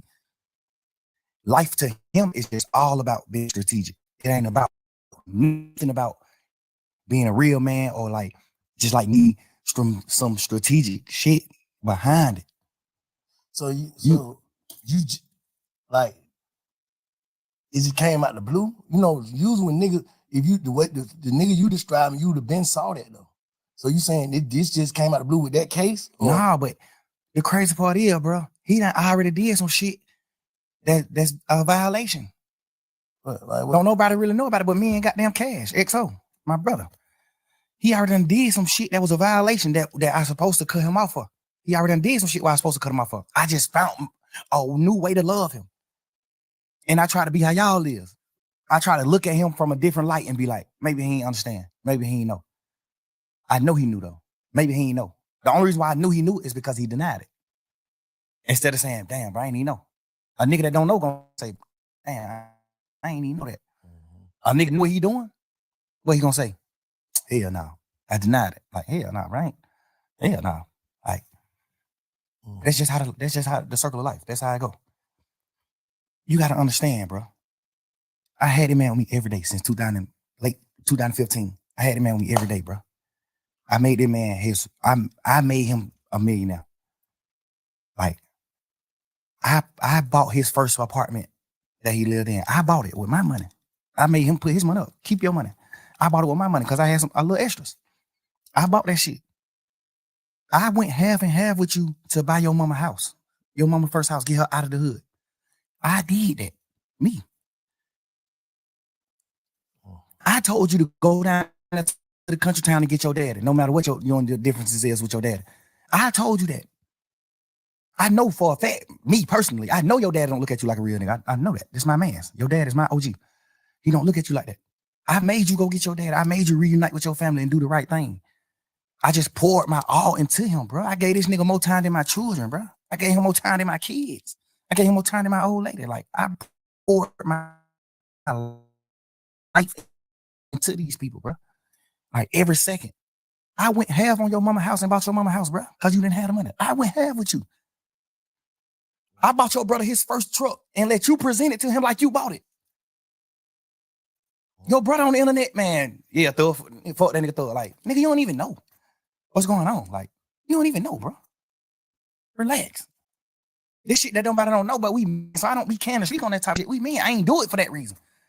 I did it because I just honor my brothers, my friendships and brotherhood. I honor that shit. I love you, bro. So, man, that's cool. So you still love him? Bro, I poured so much into this nigga, I can't even hate him, bro. In jail, I thought I hated him when he took the pleas and shit, when they did that. I thought I hated these niggas. Nigga, my girl made me realize, like, boy, you don't hate him. You just mad at him. Yeah. You don't hate him, bro. You hate him motherfucker, you stop talking about him. Why you hate a nigga, you on a whole nother type of time. Yeah. You stop talking about him. Like, well, I don't wish no ill will on him. No ill feelings at all. Stop the man album though. That shit hit the way. That fucked up. Like, because I was just angry. Okay. But it seemed like nobody understanding why I'm angry. Like, bro, all the shit I did for this nigga, bro. Like, what are you talking about, bro? I put my whole label, my whole shit behind this boy, man. Like, nigga, you think Key, dad, you think Key will respect you, nigga? As a man, you think Key to respect you for what you did, bro? You to my RIP Key, bro. You know Key ain't gonna respect you for what you did to me, bro. You know that. You know Key ain't gonna respect that. You know ain't no real man gonna respect that. You did that, bro. Stand on it. You did that. Everybody talking about why he ain't say it and why he quiet. What can you say? What can you say? If you was gonna, what can you say? If you was him, knowing everything you know about this shit, what can you say, Bank? If you was him, just think of something you think you can say. If you was in Gunna's shoes, what happened? I can't really put myself in his shoes because I'm just saying. But sometimes, guess what, bro? Feelings. What I think he should say, if everything you saying is valid, I think he should call you and have a conversation. But would you take a conversation? Because niggas don't. You gotta think. I don't think I take a conversation. All right, so what can I say? I know that. I ain't even talking about what can you say to me or nothing. He might want to say something, but he know. So I don't want no conversation. So what can I say? I feel like you portrayed a certain image as soon as you got out of jail. Because nobody know you did what you did in the courtroom. So as soon as you got out of jail, you portrayed. As soon as you get out of jail. Like a couple hours. Yeah. Like you got out portraying a certain thing, a certain image. Woo. You saying these words. You saying goddamn this and that. You saying this when you first get out of jail. You saying all this shit.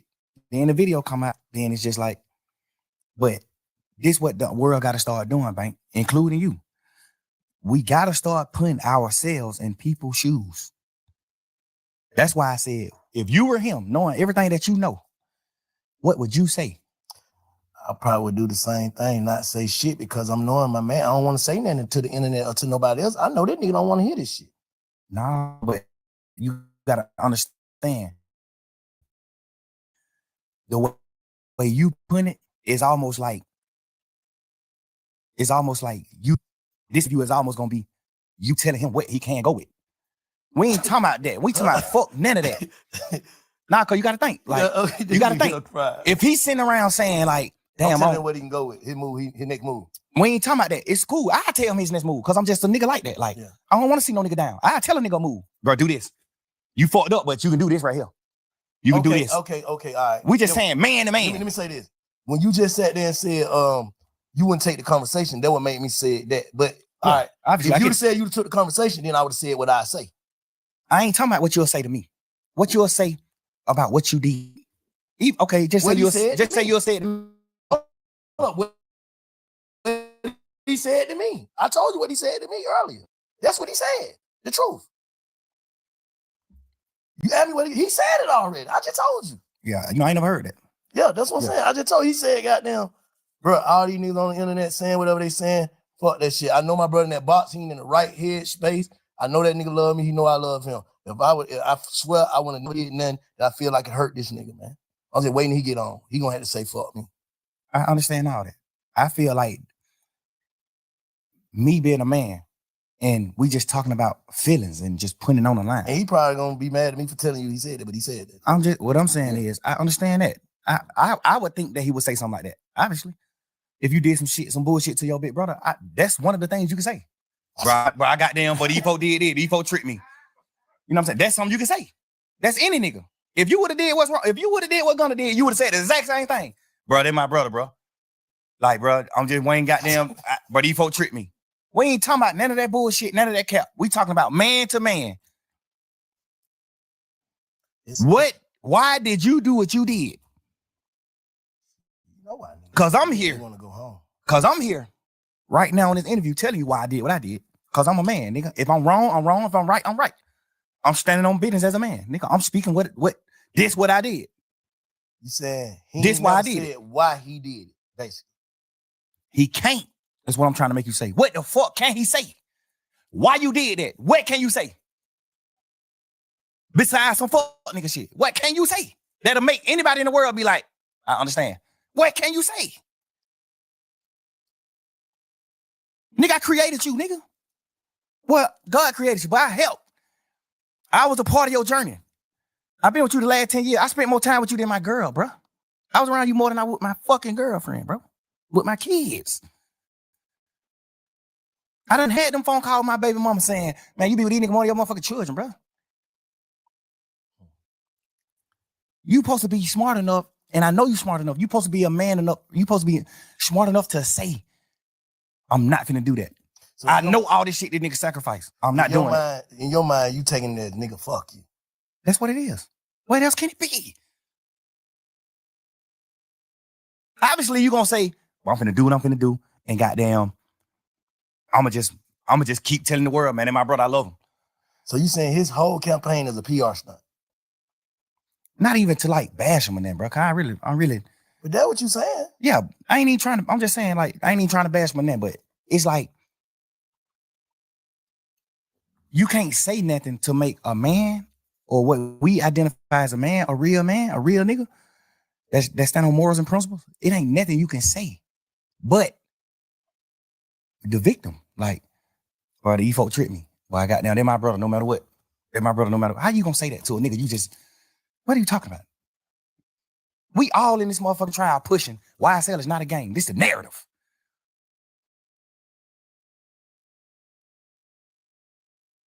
What's the worst betrayal you can do from in a trial where we saying YSL is not a game? What's the worst you can do? Say it's a fucking game. Yeah. Nigga, them folk called you second in charge. Them folk called you CEO, second man in charge. Hold up, let me say this though. What about the niggas who actually started YSL too? Didn't they take their plea before Gunna? No, he the first plea. For real? Gunna took the first, he know that. You know that. I didn't know that. Gunna took the first plea. I thought them niggas already telling them. No, Gunna took they had already told back in the day on crimes and shit that they was involved in and all that. On the RICO? No, see, look. The RICO came in 2022. I'm thinking. The RICO came March 9th, 2022, man. What's the little dude's name? May 9th. From your hood that's DK. Started, and who is another one too? Slug? Yeah.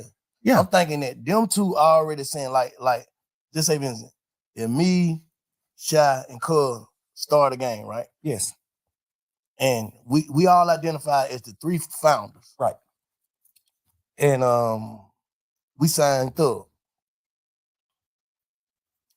And the two founders saying,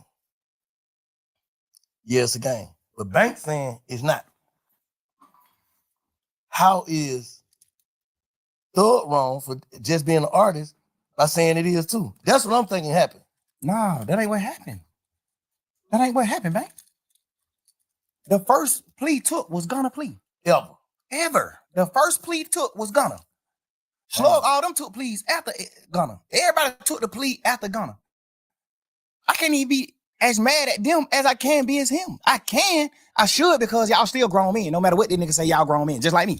When he said YSL was a game, the smartest thing for me to do is say, yeah, it is a game. Fuck it. One of the niggas who they saying is a founder of it, he not even a founder. One of the niggas who they saying is a founder of it that came on out and took a plea and said it's a game. That what you saying? Yeah, I ain't even trying to. I'm just saying, like, I ain't even trying to bash my name, but It's like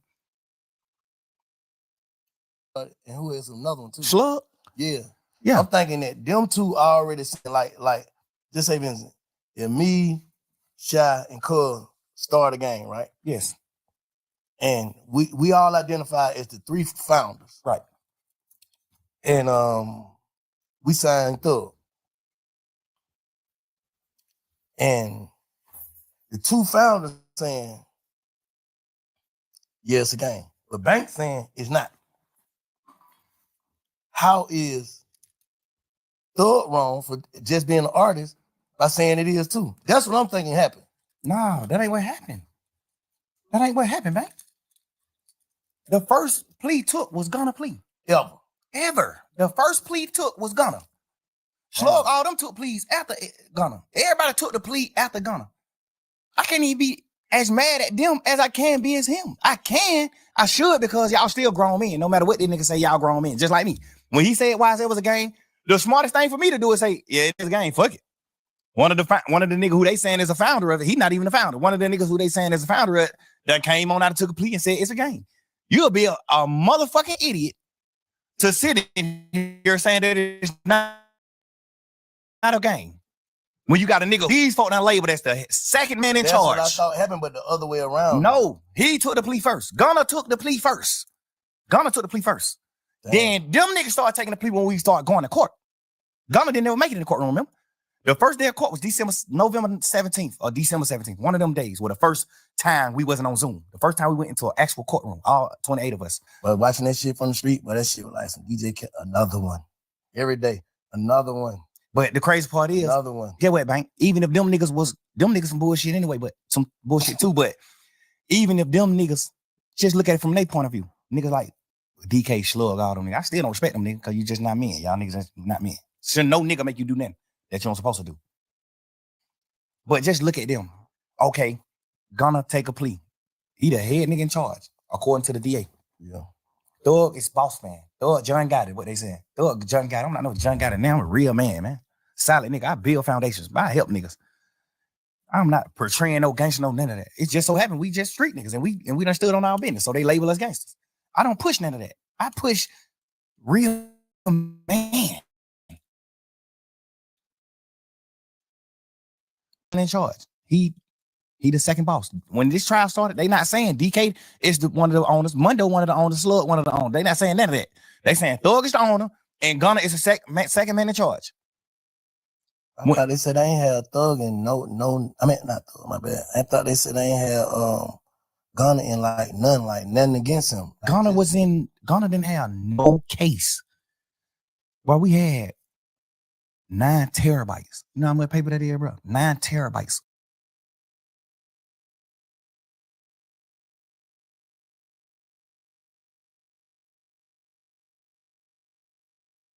Of discovery. That's over 300 million pieces of paper. Front and back. 300 million pieces of paper. That's how much evidence they had. God damn. 300 million pieces of paper. I think it was 9 terabytes, 2 terabytes, whatever it is. Whatever that is, it was terabytes. That shit equaled up to 300 million pieces of paper. I just remember the lawyers arguing it in court. I remember the lawyers saying like, Yana, they got to take some of this shit, the evidence that we not going to use and just get this shit out of the way. Because y'all just packing us with evidence and we just got a little time to like go through the evidence. It's so much paperwork. Y'all might be coming to court trying to convict him on these 5 pictures. But you got 16 million pictures. I remember just going to court arguing about that type of shit with the lawyers. Like, judge, we trying to dumb this shit down. Some of the shit they know they not using. So we need to know what they really using so we can focus on it. So it can be a fair trial. It need to be fair. Mm-hmm. So I'm saying that to say, out of all that paperwork, bro, Gunna's name went on 1 piece of paper out of 300 million pieces of paper. You know that? Yes. Hold up. Let me. I get you, Slime. Judge, we trying to dumb this shit down. Some of the shit they know they not using. So we need to know what they really using so we can focus on it. So it can be a fair trial. It need to be fair. Mm-hmm. So I'm saying that to say, out of all that paperwork, bro, Gunna's name went on 1 piece of paper out of 300 million pieces of paper. You know that? Yes. Hold up. Let me. I get you, Slime. Let me play devil advocate right now, okay? And I ain't trying to protect or defend or offend nobody. I'm just gonna keep saying that. What I'm saying is, all right, y'all ain't talking, right? Y'all ain't talking. Yeah. So I mean, Gunna? Yeah. While we locked up? Yeah. Nah. Okay. I called a few times trying to talk to him, but they were just giving me the runaround. That's what I started figuring out then. Like, yeah. all right, All right, just I don't get it. Your girl, his mama, you know what I'm saying? The women in your ear, like, they done got you in some, basically. You ain't on no paperwork. So basically, it's just like when Oomf called his case and went to jail all that time for nothing. That's how he would probably feeling like, I ain't finna go to jail for nothing. I understand it. Okay, I'm just saying, like, I'm just putting that in perspective. I overly. Because you got people that's watching this don't give a fuck, know nothing about no street code, no nothing. I know, but we talking about street niggas. Okay, yeah. We're not talking about none of that. So you we ain't consider talking Gunna about no as a street motherfucking nigga? white boys who went to college. We're talking about street niggas. You consider Gunna as a street nigga? Yes. And not an artist? You portraying a street nigga. Okay. You talking about no telling in your song. You talking about street nigga. You talking about stepping on shit. You talking about all type of shit in your music. You standing on street nigga business. You do everything street niggas do. That's a fact. You are portraying a street nigga. If you're not a street nigga, don't portray it. You portraying a street nigga. Street nigga aneurysms. You portray every one of them. Nigga, that's a fact. I look at you like a street nigga. You my little brother. I love you to death. I look at you like a street nigga though. I don't look at you like a dork or no lame or none of that. I look at you like a fly nigga. You just kicking your pimping and doing this and that. But I definitely look at you like a street nigga. Okay, look, let me say this. And this is the last thing I'm gonna say, because I don't want to sound like I'm trying to defend no nigga, but can you look at it like, bro, you got it. You had to be in a fucked up mindset if you played guilty knowing you wasn't guilty. Overly. That's one of the things why I always, that's why I'm at the point now where I'm like, I feel like my back against the wall and people ain't heard me out. So now I understand his point of view. Like, damn, that's why I say shit like, I would love to hear what he got to say. Cause then I can actually judge him. Tell it to you. Tell it, say it, nigga, say it publicly. Don't tell you me. Publicly said YSL is a criminal street gang and it must end. You publicly said, yes, ma'am, when they said, I know 3 or more co-defendants on this case. Well, 3 or more co-defendants on this indictment.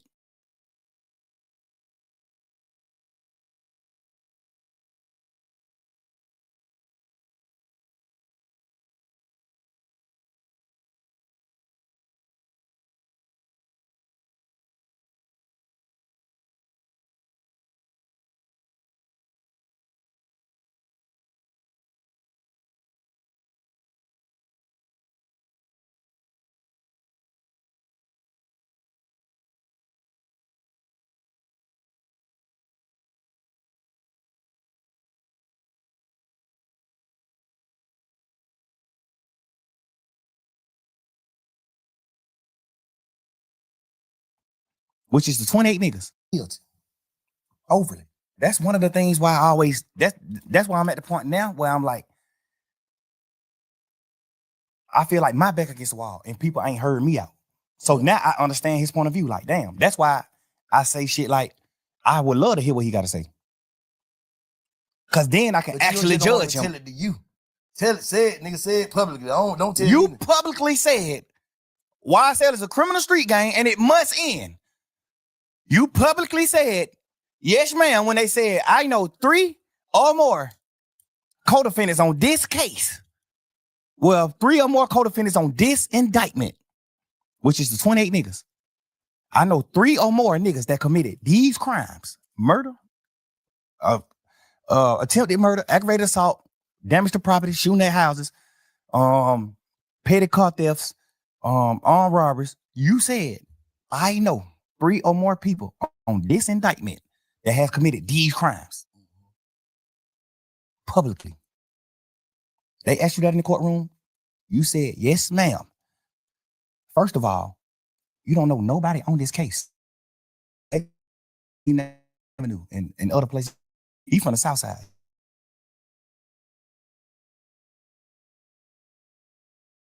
All you know is 3 niggas. Me, Gunna, and Duke. That's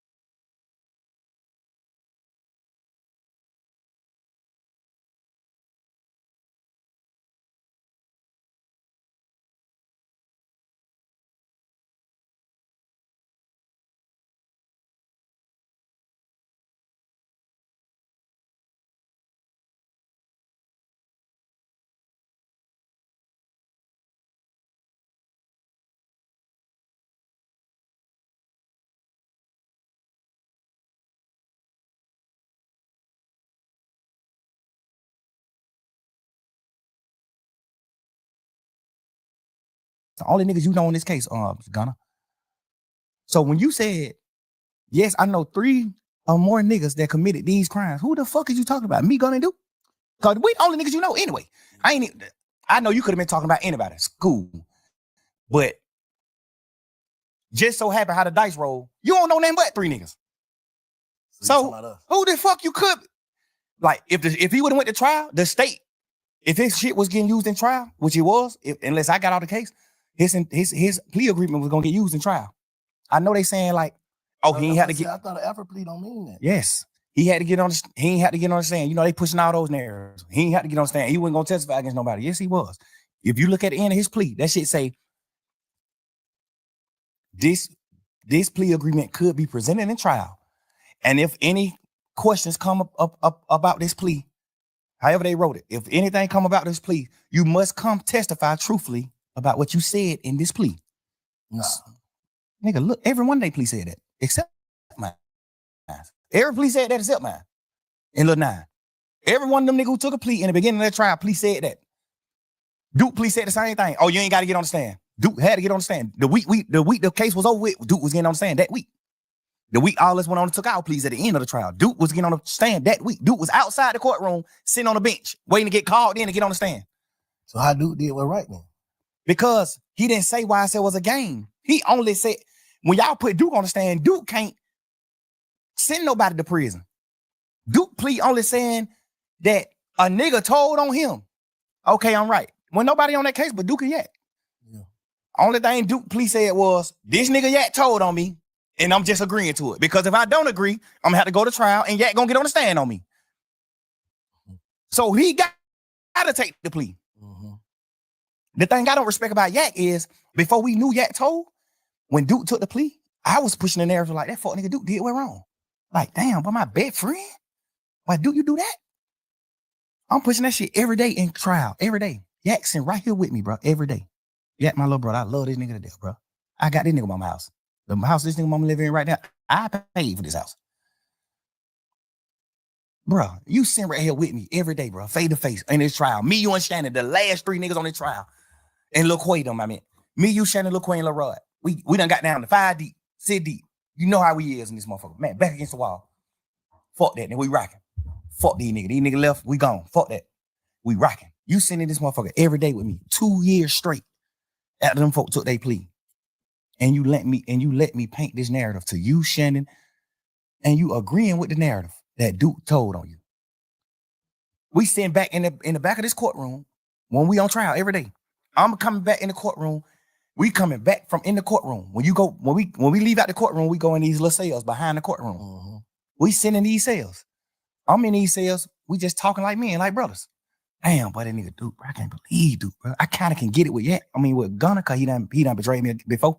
So I kind of get he'll betray me. But I'm looking at Duke, like, Duke my best friend. Duke been with me the last 20 years. Like, you my best friend. I'm from John Burr South, you from John Burr Road. Duke my mans. Duke name tattooed on me. Duke my mans. Gunna too, Yak too. These my boy. Like, these my boys. You sitting in this motherfucker every day.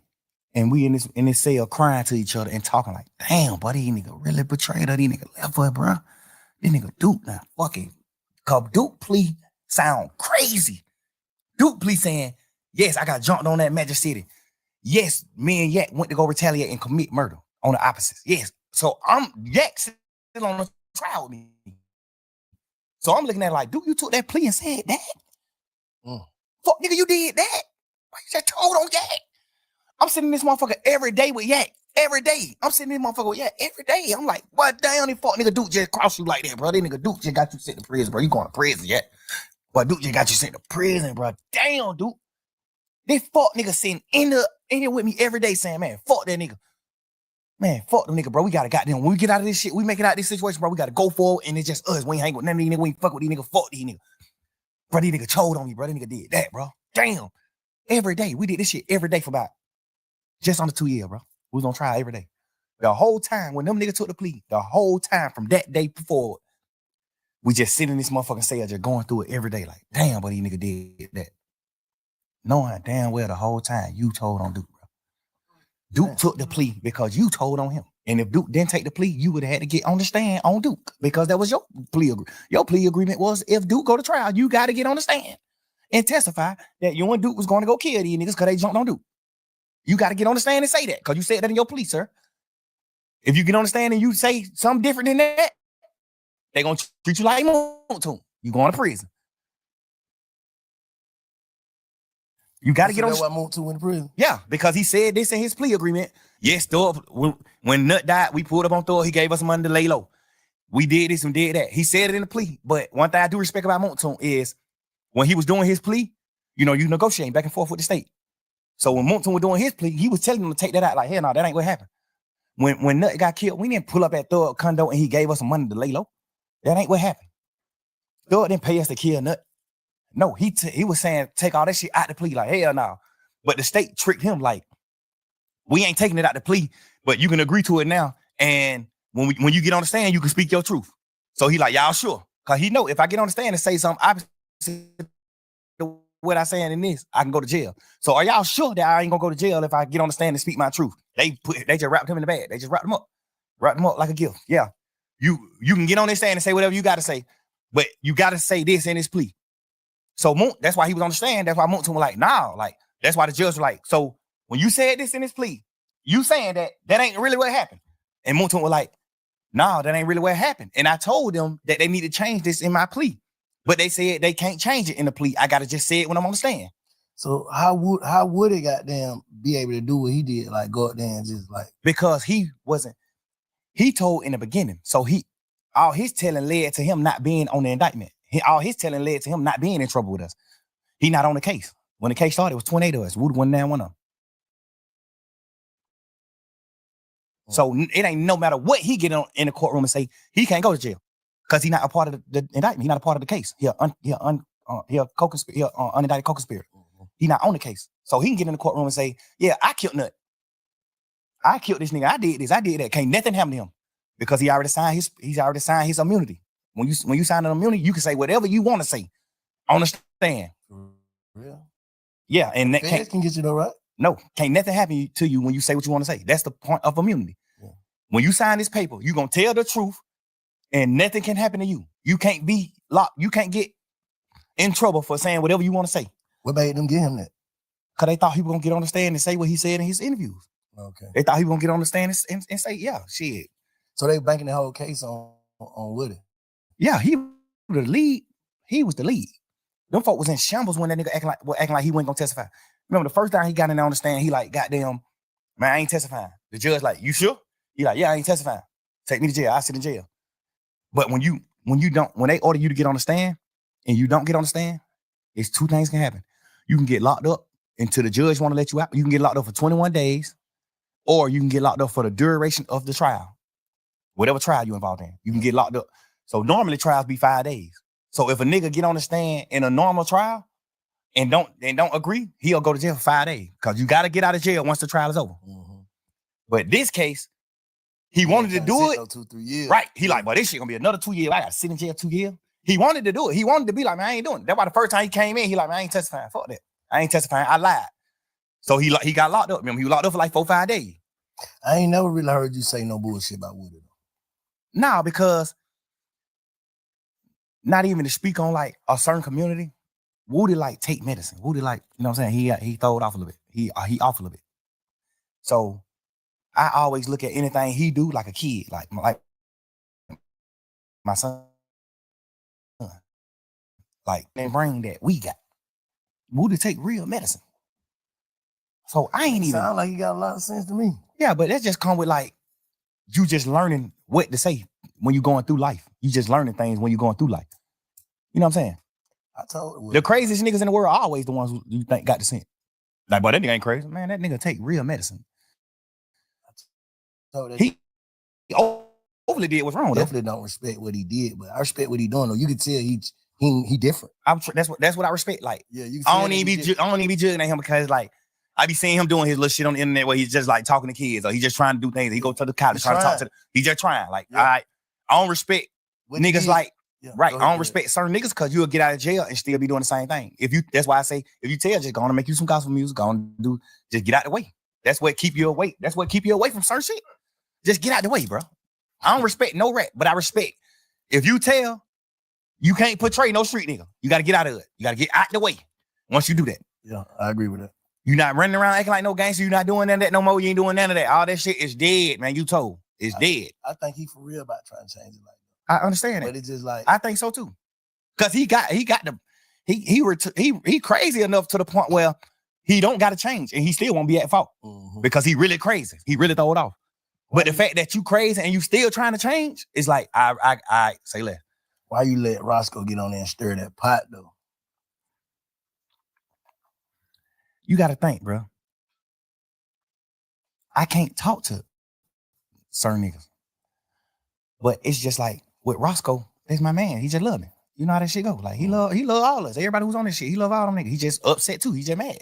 He love all these niggas, bro. He just the same way I was in that interrogation room trying my best to get him out of trouble or trying my best to paint a picture of him. Like, man, hell no, Shawty real. Shawty ain't do that. Yeah. He just doing the same shit on the internet with me. Like, he just looking at, he know me. He like, man, hell no, Shawty ain't none of that. Shawty ain't no rat. Shawty a man. Shawty a gangster. I'm telling you, he ain't no rat. He a man. Not even a gangster. Shawty a man. I respect it. It's just the same shit I was trying to do with him in the interrogation room. He just doing the same thing with me. Like, he just trying to take over me. You know, that's just how I go, bro. When you're a man in the real heart, bro, with a real heart, bro, you standing on real business and everything just ain't a chess move to you, bro. You gonna have faults. You gonna have hiccups. You gonna have certain shit because you just a real person. I just don't like to see the city in the climate that it's in. It's like too divided, bro. And then they trying to say like you the head leader of dividing the whole city. Like all your beefs divide this shit. This nigga thug, this. See, like how you speak on that? See, the thing that made me not say that else to Rollo is because when I first got locked up, the narrative that the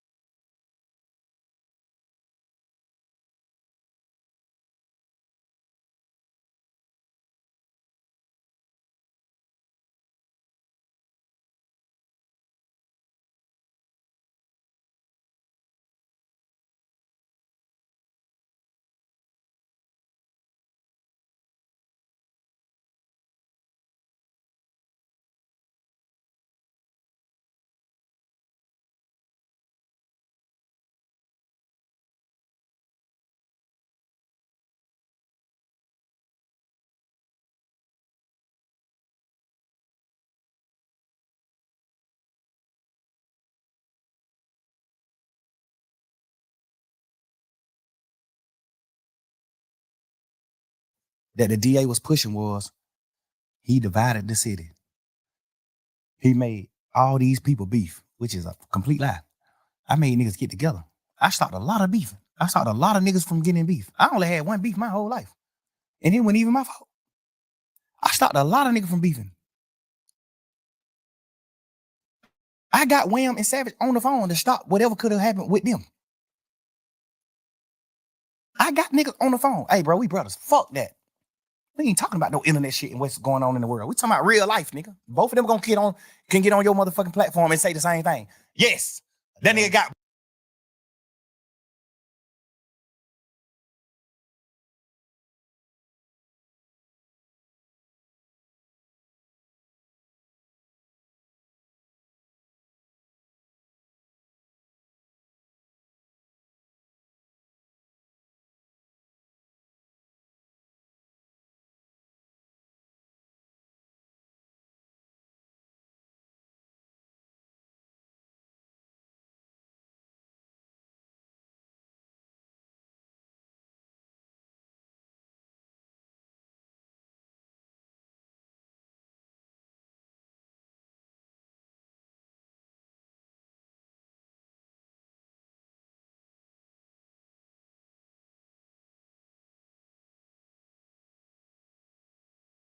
Both of us on the phone and told us, man, y'all nigga acting like fuck nigga, bro. We ain't beefing, bro. This Atlanta, bro. Everybody in this rap game, everybody in the industry, all over the world, look at Atlanta like the hometown of niggas who stick together. So that's what I'm on. Everybody, ask Wham, ask Savage. I got them on the phone to start their beef. And other niggas. I got a lot of niggas on the phone to talk about a lot of shit. I got goddamn Lil Key and Ola Runt on the phone. Hey, bro. Me and Guap motherfucking big homies in this shit, man. In this rap game, man. We goddamn, we real niggas, man. We big homies of the rap community. Mm-hmm. Like, we ain't doing that.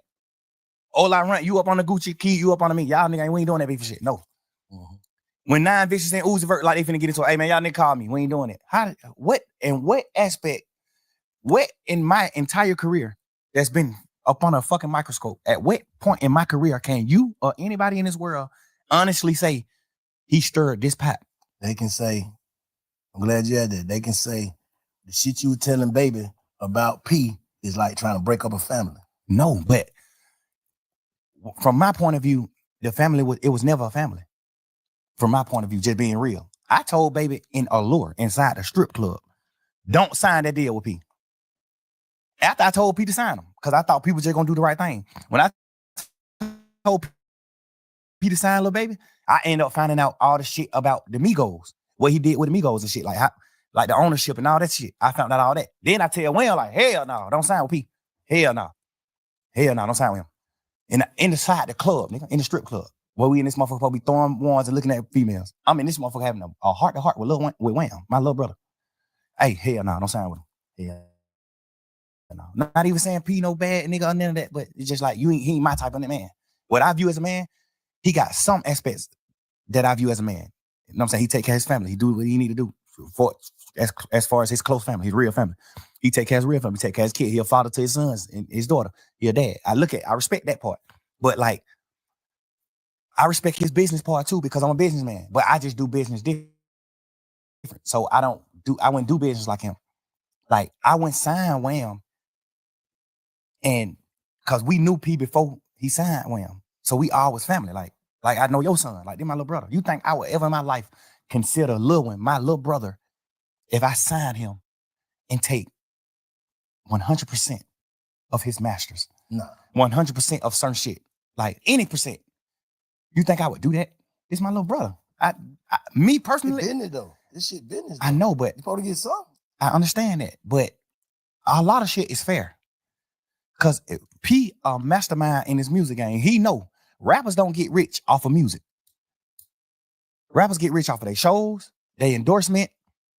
They don't get rich off streams. We get rich off shows, endorsements, and masters. Mm-hmm. Rappers get the last money. Rappers be okay with the master money. Nigga like Swiss Beat, Missy Elliott, Timbaland. They got rich at an older age. They got rich off of their masters. They was able to sell their masters. You see what I'm saying? And get a bankroll. We know that. P know that. But we watch P pouring the baby like a motherfucker. No, he didn't. Because you got to understand, Wham took off as soon as he started. He didn't even get a chance to spend no real money on Baby. Wham took off top his first song. The first song he put out was tripping. Like the third song. Then we had that cause me and Wham went on tour. That nigga left them on. We was on a little tour, a little run. Yeah, but he was already doing freestyle. Yeah, he did that. What the name of that song was? Not for my dog. Freestyle. Anything is an option. Money is an option. Shit. Yeah. And then that shit with Marlo. And then that goddamn what's the name? But freestyle was out when all that was out. Freestyle was out too. Freestyle was just his biggest song at that point. It was? Yeah, all that shit came out around the same time. All that shit probably came out the same year. I'm saying that to say he didn't have to spend money on Wham. He spent money on Wham just so he can have leverage to take a certain part of the cake and say, I spent money. He didn't have, I'm my business, man. I'm telling you, bro. Man to man. I tell P to his face, just man to man. No problem with you, no ill feeling, no nothing. I just tell you man to man, face to face. You didn't have to spend no money on Wham. I spent a lot of money on Gunna because it took Gunna a few years to blow.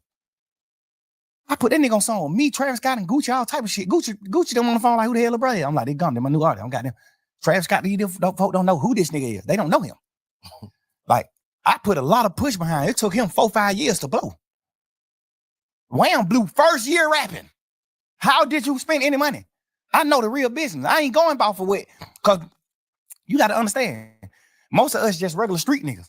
So we looking at it like, damn, but these niggas going back to back road rest, but these niggas doing it. Man, that shit $3,500 a day, man. That's it, $3,500. You done made 50 million off of Migos and Wham. Of course you supposed to buy Wham a Rolls Royce truck.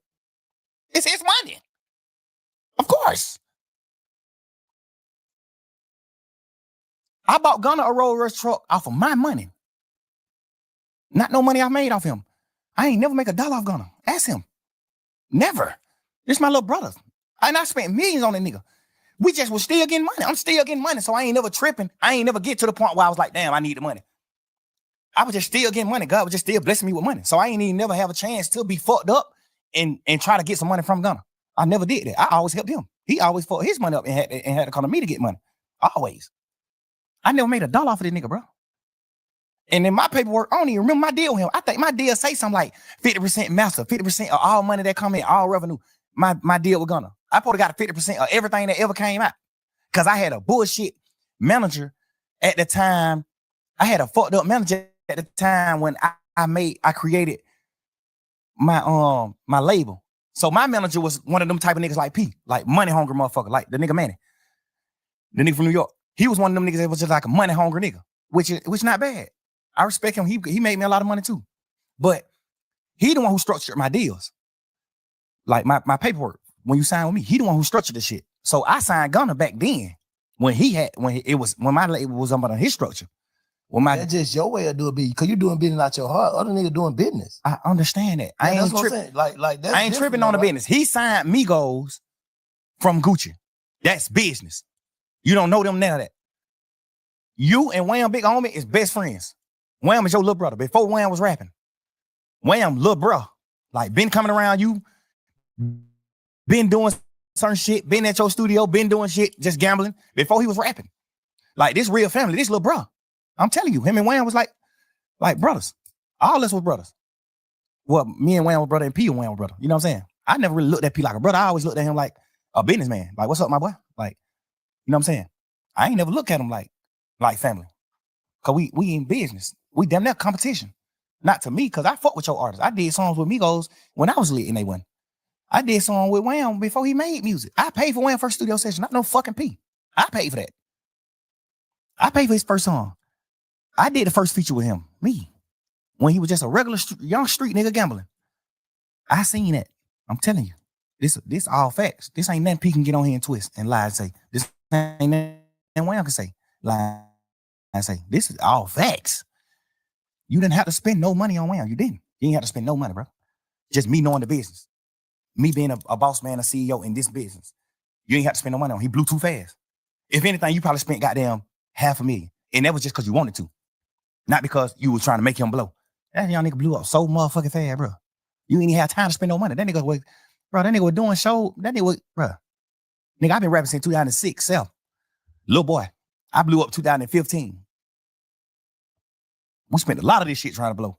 Yeah. Wham blew up first year rapping. At what point could you spend money? How?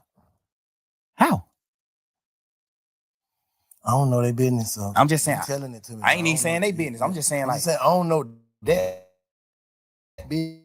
I don't know. The musical business. Yeah, I know it. Yeah. I'm a CEO. He ain't had to spend no money on Wham. He spent money on Wham, but I feel like he did it strategically. I feel like he did it so niggas like you and niggas like us, that's real, that's regular niggas, that's street niggas, can feel like shout it, hell, young niggas blow. Yeah, because he already had a label, already had a machine, so like, damn, they just put shout at the machine, he blew up. But he really, we can say he blew up fast because he had the machine too off the rip. I think he had the street machine before that.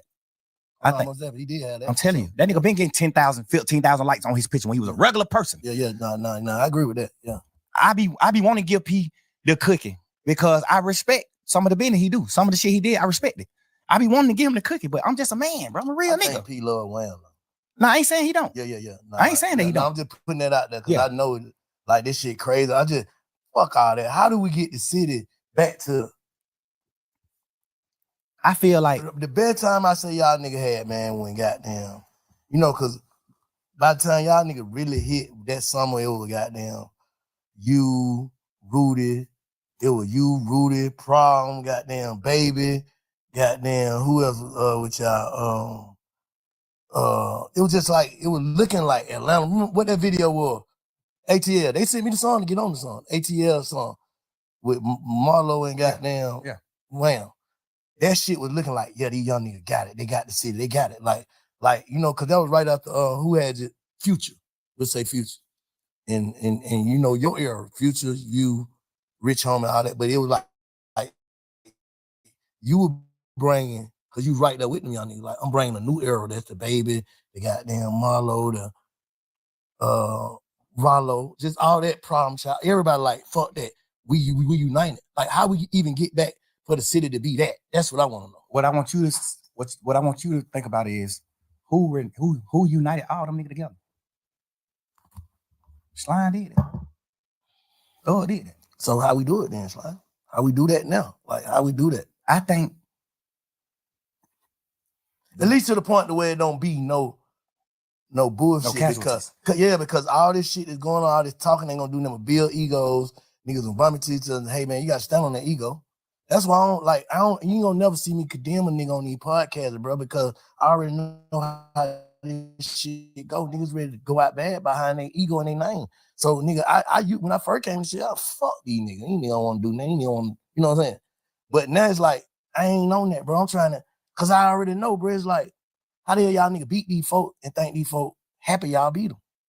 I know they ain't, bro. That's what I'm saying. Whoever, the energy, whatever, nobody, like, you can't bring that energy back, bro. Niggas can't do that shit. Niggas ass going. Like, when that boy fell out that motorcycle, they put the young nigga Woody. When he fell out the motorcycle, they just put out the what's name at first, him laying on the ground. I prayed for that young nigga, like, man, I hope he ain't got shot. I hope he all right. Hope ain't nobody shot this boy. Cause if finna be some, man, niggas going to jail for good. Facts. For good. Like, fuck all that. Ain't finna be no more of that maybe shit. And ain't gonna be them other people. Federales. Yeah, so what the fuck? I know niggas, man, I don't know, man. I don't know if niggas, I'm too old, bro. I'm 47. I can't go sit in that motherfucker. So I be trying to tell these niggas. God, like, damn, you 47? Yeah. God damn. You know, I'm just saying, bro. I ain't trying. Now, listen, learned my lesson. Bro, I was at the thing I don't like about what Rollo said is, why is you painting that picture knowing that I'm the reason a lot of niggas cool with each other? And the DA just painted the same picture. That's police shit to me, bro. You can't get on the internet and say, fuck nigga, you really divided the city. How? How the hell did I divide the city? I brought the city together. I was at odds with Lucha. Ask Lucha this. Had to pick sides, though. No. Yeah, for sure. Niggas had to pick sides, so that's dividing, though. No. Because if a nigga don't fuck with you, niggas ain't fuck with you. No, that's not dividing, bro, because you got to know the background. You got to know what's happening behind the media. You got to have, when me and Lucha was at odds and in the hype of the beef, ask Lucha what I did with him. At the hype of it. Bro, this shit ain't got nothing to do with me or you. Let's make a song. I don't want no smoke with you, bro. I tweeted it. Go on Twitter. It's on my Twitter still.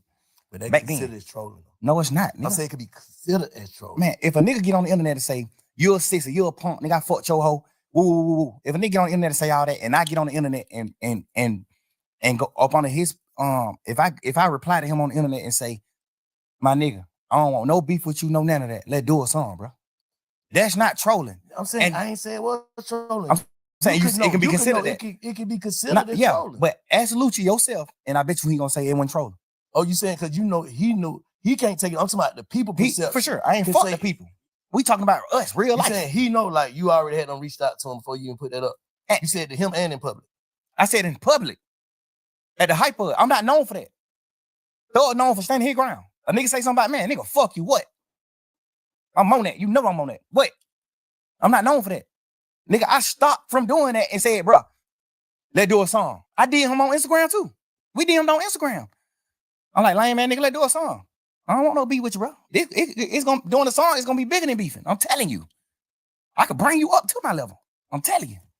I DM'd him this. But you know, we in the hype of the beef. But don't nobody know that though, son. I know that, but I don't care to express it neither. Cause I'm a real man and I don't do shit for certain reasons. I do it cause what I feel. Like this me. You know what I'm saying? Now we get to the point where I'm doing the interview with you. Now I'm telling the world like that's what I'm saying. I'm making the point when you said how could Rollo do that? I'm showing you how he could feel. No, like because I done had conversation with him too. Oh. I done had conversation with Rollo too many times before he read it. I done had too many conversations with this boy. I wasn't even tripping on him writing because it don't got nothing to do with me. I'm mad that you did what wrong because I looked at you like a real nigga. But it don't got nothing to do with me, so I ain't tripping. I ain't gonna fuck with you, but that don't got nothing to do with me, so I ain't tripping. You see what I'm saying? But a nigga came out, the same nigga who said that, like how what's your name did. He said that, man, such ain't tell on me. That's what Roscoe said, right? Yeah. Clean and Listerine. Yeah. And Roscoe said. The nigga Sean, who nigga saying told on Rollo, came and said the same shit. Like, bro, they must trying to put some shit together, bro. But basically, you ain't tell on me. So, but nah, that ain't basically you ain't tell on me. What he saying? He didn't tell Rollo. If I say, why would he be on the phone with this nigga? This nigga got a dog food cake. Why would he be on the phone with Rollo? I'm just asking. I'm playing double. Why would he be on the phone with Rollo acting like nigga you ain't telling me? Nigga, you can't call me if you told on me. This the difference. You got a man who ain't really got nothing going on in the world. So he damn near gotta go for certain shit. He damn near, cause shit. Rollo is the nigga in they hood. He the nigga who getting the money he getting in they hood. He damn near gotta take care of you, even though you locked up for some shit that could possibly have something to do with him or some shit like that. He the nigga like you damn near got to just go with him. You don't got no other help. That's one number one. But that ain't facts though. That could be. Right? I'm just saying that could be. Could be. Okay. When it comes to certain niggas. Okay, yeah. Like, and then we gonna speak on the real facts. We ain't gonna speak on what some could be. The real facts is you have paperwork where you're saying, yes, he said this. Yes, he said this. Yes, he do this. Yes, you got paperwork where on you. Paperwork at though? He got a big ass book that ain't in that book. Bro. Where the paperwork at? Bro, this nigga done got so much shit sealed. And listen, bro, I don't even care to do all this type of shit in the interview. We can fast forward then. Man to man. Yeah. Rollo, I don't even give a fuck about who he told on. I know 100% he was gonna take the stand on me and Lucci. I know, nigga, that's a fact. On my freedom. That's a fact right here. On my freedom. Fact. He agreed to get on the stand on my case. Say what? Whatever he knew about me and Lucci beef, if he knew something. He didn't know that. He was in jail then that the whole time we beefing. You just squealing, bro. You just in there, bitch. You just trying to get out of jail. You locked up for some punk ass, pet ass weed. Nigga, sit down. Sit down. Like, you did all this extra shit, all this extra talk, bruh. I know for a fact you are gonna take the stand on my case and Lucci case. All right, we finna fast forward this shit. Son. How do we stop giving a fuck about what goes on in the real street? Niggas is millionaires now, bro. Like, how do we stop giving a fuck about this street shit? That's all I'm saying. Like, I think we got it better than a nigga, but how do we stop giving a fuck? Because to some people, the shit we talking about is ignorant.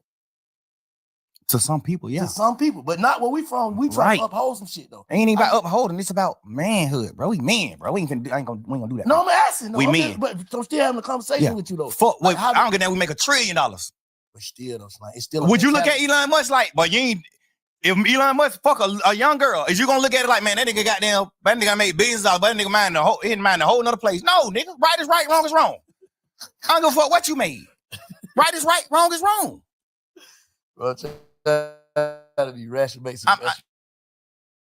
rational about this shit. Bro, I swear to God, bro. Like, I don't got no problem with Rollo. I'm one of the first niggas in the city that did any type of fucking with Rollo. Me and Rollo had real smoke. I got on the phone with Rollo when he was in jail, like, hey, what's up, nigga? You good? I'm praying you get out, bro. Ooh, nigga, you get out, push up on me. Like, I'm all for helping somebody, bro. I'm telling you, bro. This is how I get. This is what make me happy. Helping a nigga is what make me happy. Not even getting millions. But y'all nigga leading the game though, bro. Like, we what? Leading the game. Like, you one of the biggest niggas in the game, bro. I understand. So it's like, you gotta kind of set a precedent for the young niggas. You know what I'm saying? Like, all right, cool. That cool. That what we know, bro. All this shit you talking about come from trauma. You saying it, man, but it come from trauma. You just said you was just a kid, didn't know nothing till your brother got killed. That shit fucked you up in front of your face. Like, damn. Fuck that. Then murder came to your mind. Then this shit came to your mind. Then the way a nigga living, all this shit. That shit is untreated, some untreated shit, bro. The way a nigga think is untreated, dog. That's all I'm saying. I ain't saying that a nigga, nobody wrong, nobody no fuck nigga. Everything that we all went through and going through is a trick bag. I'm already knowing that. That's why I don't go against niggas. I don't go against niggas, bro. I try my best to put my best foot forward, bro. I always do, bro. You know how much shit I could talk to you about right now, bro? And you gonna say, damn, but these niggas is fuck niggas. I don't care to talk about that shit because we just move forward. I'm happy as fuck. I'm running around living my life. Well, I think I'm happy. I'm running around living my life, bro. Happy, bro. I'm doing what I'm doing. You got everything you want, but you ain't happy, bro. Because a happy nigga don't even give, like, you passionate about this shit you talking about, bro. And you so far removed from it. Not to say a nigga's supposed to turn into something else. Like, bro, I'm out the game, no scrape, no scars, but I'm still bank. But I'm something else. Yeah, but you got to think with. You can't even entertain it, bro. Niggas can't even send me certain shit on Instagram. I don't entertain certain shit. I don't care about this shit. I ain't never been. This the smallest I ever been in the world, bro. To like me being a real nigga, bro. I don't do none of that shit. I don't pillow talk. I don't do none of that shit, bro. I'm a real man, bro. I'm a player, but bro. You get what I'm saying, though, right? Of course. This is my first time ever even going through shit like this. I'm telling you, bro. I don't deal with this type of shit. I'm glad you're speaking on it, though. It got like it's always 5 sides to a story, bro. You know what I'm saying? But I'm gonna. I don't want to see no nigga crash, bro. I ain't gonna do nothing. Look like crash. That's the course, though. No, it ain't. Looking like it. It looked like it, but not for you. I'm just saying for the whole thing. You can't say who want to crash. That's what I'm saying. Crashing gonna have to be a nigga want to do something to me. I'm not. Listen, I don't respect certain shit that niggas do, but I respect life and I respect the air that we breathe, Earth. Mm-hmm. I respect everything that we got. Nigga, my son live with me, man. I take my son to school every morning, bro. Ain't nothing beating that. My son going to school in a double R every day. No, nothing beat that, bro. My son a real motherfucking scientist, a genius, smart as a motherfucker, bro. No, nothing beat that. All my kids are with me the whole summer. Except one of my kids. All my kids are with me the whole summer. Running around doing family shit. Nigga, we got houses everywhere we go. I'm telling you, I'll be, bro, this the first time ever even, like, understanding what's going on in the world, like, real life. Nigga, I was just so happy and just so blind to like betrayal and niggas doing whole shit that I would never do. I'm just now getting to that point in my life, bro. I'm telling you, man, you got to understand why it's like hard for me to just go forward and just like attract the masses by doing certain shit. Hard and impossible is two different things, though. I know that. Hard, nigga, it was hard for you to goddamn become a millionaire, but it wasn't impossible. That's a fact. So hard and impossible, two different things. You can do it. Like, that's what I'm saying. Like, how do a nigga first step, nigga gotta, like, bro, and I ain't kind of trying to be no therapist or that, but I'm saying, nigga first step, nigga gotta acknowledge what he really going through. What I had to do, bro. I had to acknowledge, like, damn, man, everybody ain't gonna think how you think. You cut different. I had to tell myself that every person is cut different. That's why we got different fingerprint, different goddamn, how they, when they identify you, dental. We all got different shit, bro, to be identified. So we ain't gonna think alike. But you taking, like you said early on, nigga, my mama raised us to love, love, love. So I always trying to find people to love. Like you had a whole bunch of niggas that never had loyalty for each other and trying to put them in one crew. How the hell they gonna be loyal to each other? Now niggas from over here, niggas from over here, niggas from over here, but you love everybody. That ain't gonna work. Nigga go to jail, nigga like, bro, you ain't even from over there, fuck them niggas. Am I right or wrong? You just said it in the first beginning. Like, I've just always been looking for friends to love, looking for this person to love, looking for this person to love. But nigga, the hard is what get a nigga zipped up. And in the end, cause get what? Your reaction.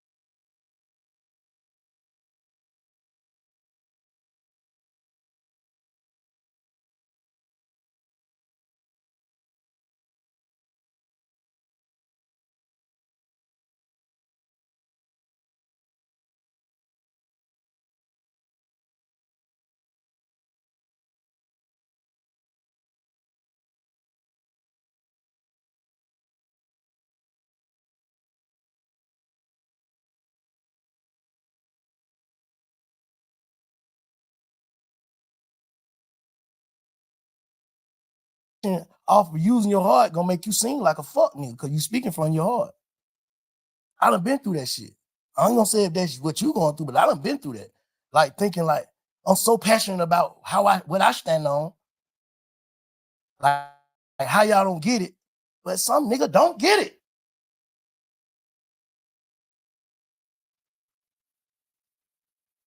Now I don't get it, right? You saying I don't get it, Slime? You get it, bro. Just you gotta. That's why I'm just like you gotta understand, like, bro. I did so much shit, bro. Just like I raised these niggas, bro. I raised these niggas to like honor life, be men. I raised a nigga to be a man, bro. Like I can't go for what you saying because I know I played a part in raising them, and I ain't never did no whole shit to them. None of these niggas will ever be able to get on your podcast and say But I niggas did. was grown when you met these niggas. Once No, nigga but I get- still raised you. Still, nigga, I was grown when you met me, but you still raised me in certain ways. I'm telling you, certain ways I look up to you, and you ain't never got no money together, nigga. I raised some of these niggas, and we got money together. That make it even deeper. Yeah.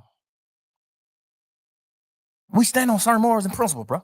When I speak on Unfo to Gunna or Pluto or Wham, when I speak on him before this situation, when I speak on him, guess what I say to them? Oh yeah, you know, Shawty got a life sentence. Shawty sent on that bunk right now for not telling. We instill that shit in each other. Bro, how the fuck is you going like just man to man? How the hell can you go against the grain? And that's why I look at niggas like you, cause guess what? I respect you cause you don't take nigga sides. You don't do certain things. You tell us what's right and what's wrong. Cause you an older street nigga, you're an OG. You tell us what's right and what's wrong. I live all these morals with niggas who came in the game with me, bro. I teach all these niggas do sucker shit toward me, bro. Every one of these niggas. Anybody you can name who we've been talking about in here. These niggas talk the hoes about me. These niggas do all type of shit. I still love them niggas. I still just I love y'all niggas. Fuck that, man. That's just how he is when it comes to girls. It's all right. I love him. That's just how he is. That's just how he is. But I'm saying a nigga gonna carry that shit forever. A nigga gonna try to heal. Like that's all I'm saying. Now I get what you're saying. I get what you're saying. How you feel. That's your perspective. We on perspectives. So you give me your perspective on how you feel and how you was raised, the shit you stand on. But how do a nigga move forward? Because a nigga ain't like that shit. You can see that shit consuming a nigga. Where the music at, son? You just playing some hard ass shit now. Why that shit ain't that? The fuck is a nigga thinking about? Cause I just don't got my twin, bro. I don't got my friends, bro. I'm just fucked up, right? I'm fucked up, bro. The nigga who I be with every day, I don't got him no more, bro. I'm fucked up, bro. Damn. I'm fucked up, bro. I don't know what to do, bro. Like, and I ain't lose no nigga to a tragic, or now I lost a nigga to betrayal, bro. You signing that one piece of paper, signing your initials on this one piece of paper could get me a life sentence, my nigga. How you, like, come on, bro. I get a life sentence, all this piece of paper you signed, bro. Just cause you trying to get home fast, or you just trying to get to a hole, or you just doing a certain thing, bro. And you already done betrayed a nigga before, bro. Damn.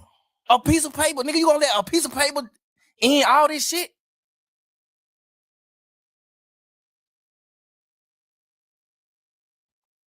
Nigga, we men, bro. We brothers, nigga. Ain't no nigga in the world making me go against Gunna. No nigga, bro. Damn. Nigga, what? Yeah, you been around me 10 years knowing you told on our other brother. You told on Duke. Bro, you told on Duke, bro.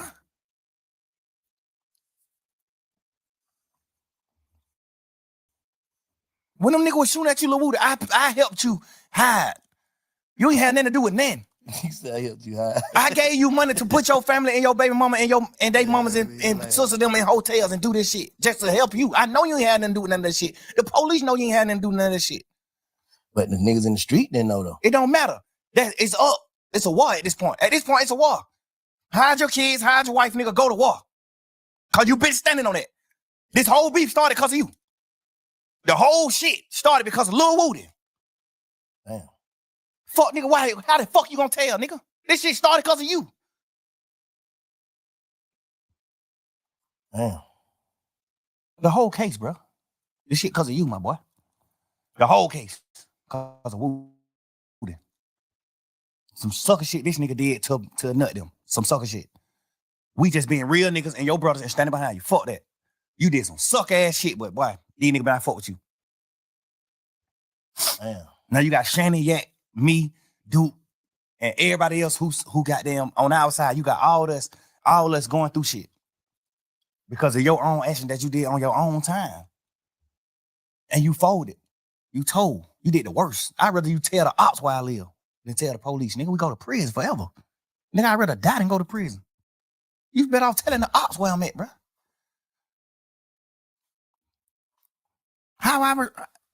What the fuck you mean move forward, man? You want me to just get out of jail like these pussy ass nigga and just go forward and don't speak on shit? Just go forward and live my life. Just woo-de-doo. Yeah, I got blessed. They let me out of jail. Woo-de-doo, woo-de-doo, woo-de-doo. I can't. I don't know, man. 2 years supposed to be healing, bro. You in there talking How shit. the fuck I'm a heal in the midst of the fire? How I'm a heal in fire? Damn. Tell me, So basically what you saying, you trying to block out a lot of shit. You suppressing. That's what they call it. They're trying to go forward. Still trying to be young thug at the same time, trying to hold up an image, basically. Being a real nigga, I ain't holding no image. No, I'm just saying image. This shit ain't no image. This shit real life. I'm saying that you ain't hurt though. Oh, the image I'm not being hurt for sure. I'm talking about I ain't even that's know. an image because a nigga be hurt. Yeah, but I ain't never even woke up until right now talking to you and noticed that I was hurt. I ain't never even knew that. I just thought I was just running around just living life like fuck this shit. God just made me a happy person. I'm just happy. I think I'm happy. That's why I just told you earlier when you said why you ain't just doing what you supposed to do when you got out of jail. What I know you to do, bro. Why you ain't just being Michael Jackson? Nigga, I thought I was. I thought I was happy. Hell, I'm just chilling. I still just wake up some days and get in my feelings about certain shit. Cause I feel like, Gunna, you my brother. I love you to death, nigga. Why you ain't gave me an explanation? You not getting in touch with me, nigga. My daddy put me in your group text. I don't even want you to have my number. My daddy put us in a group text. I called my members like, hey, who the hell number this is? He goddamn made some phone call.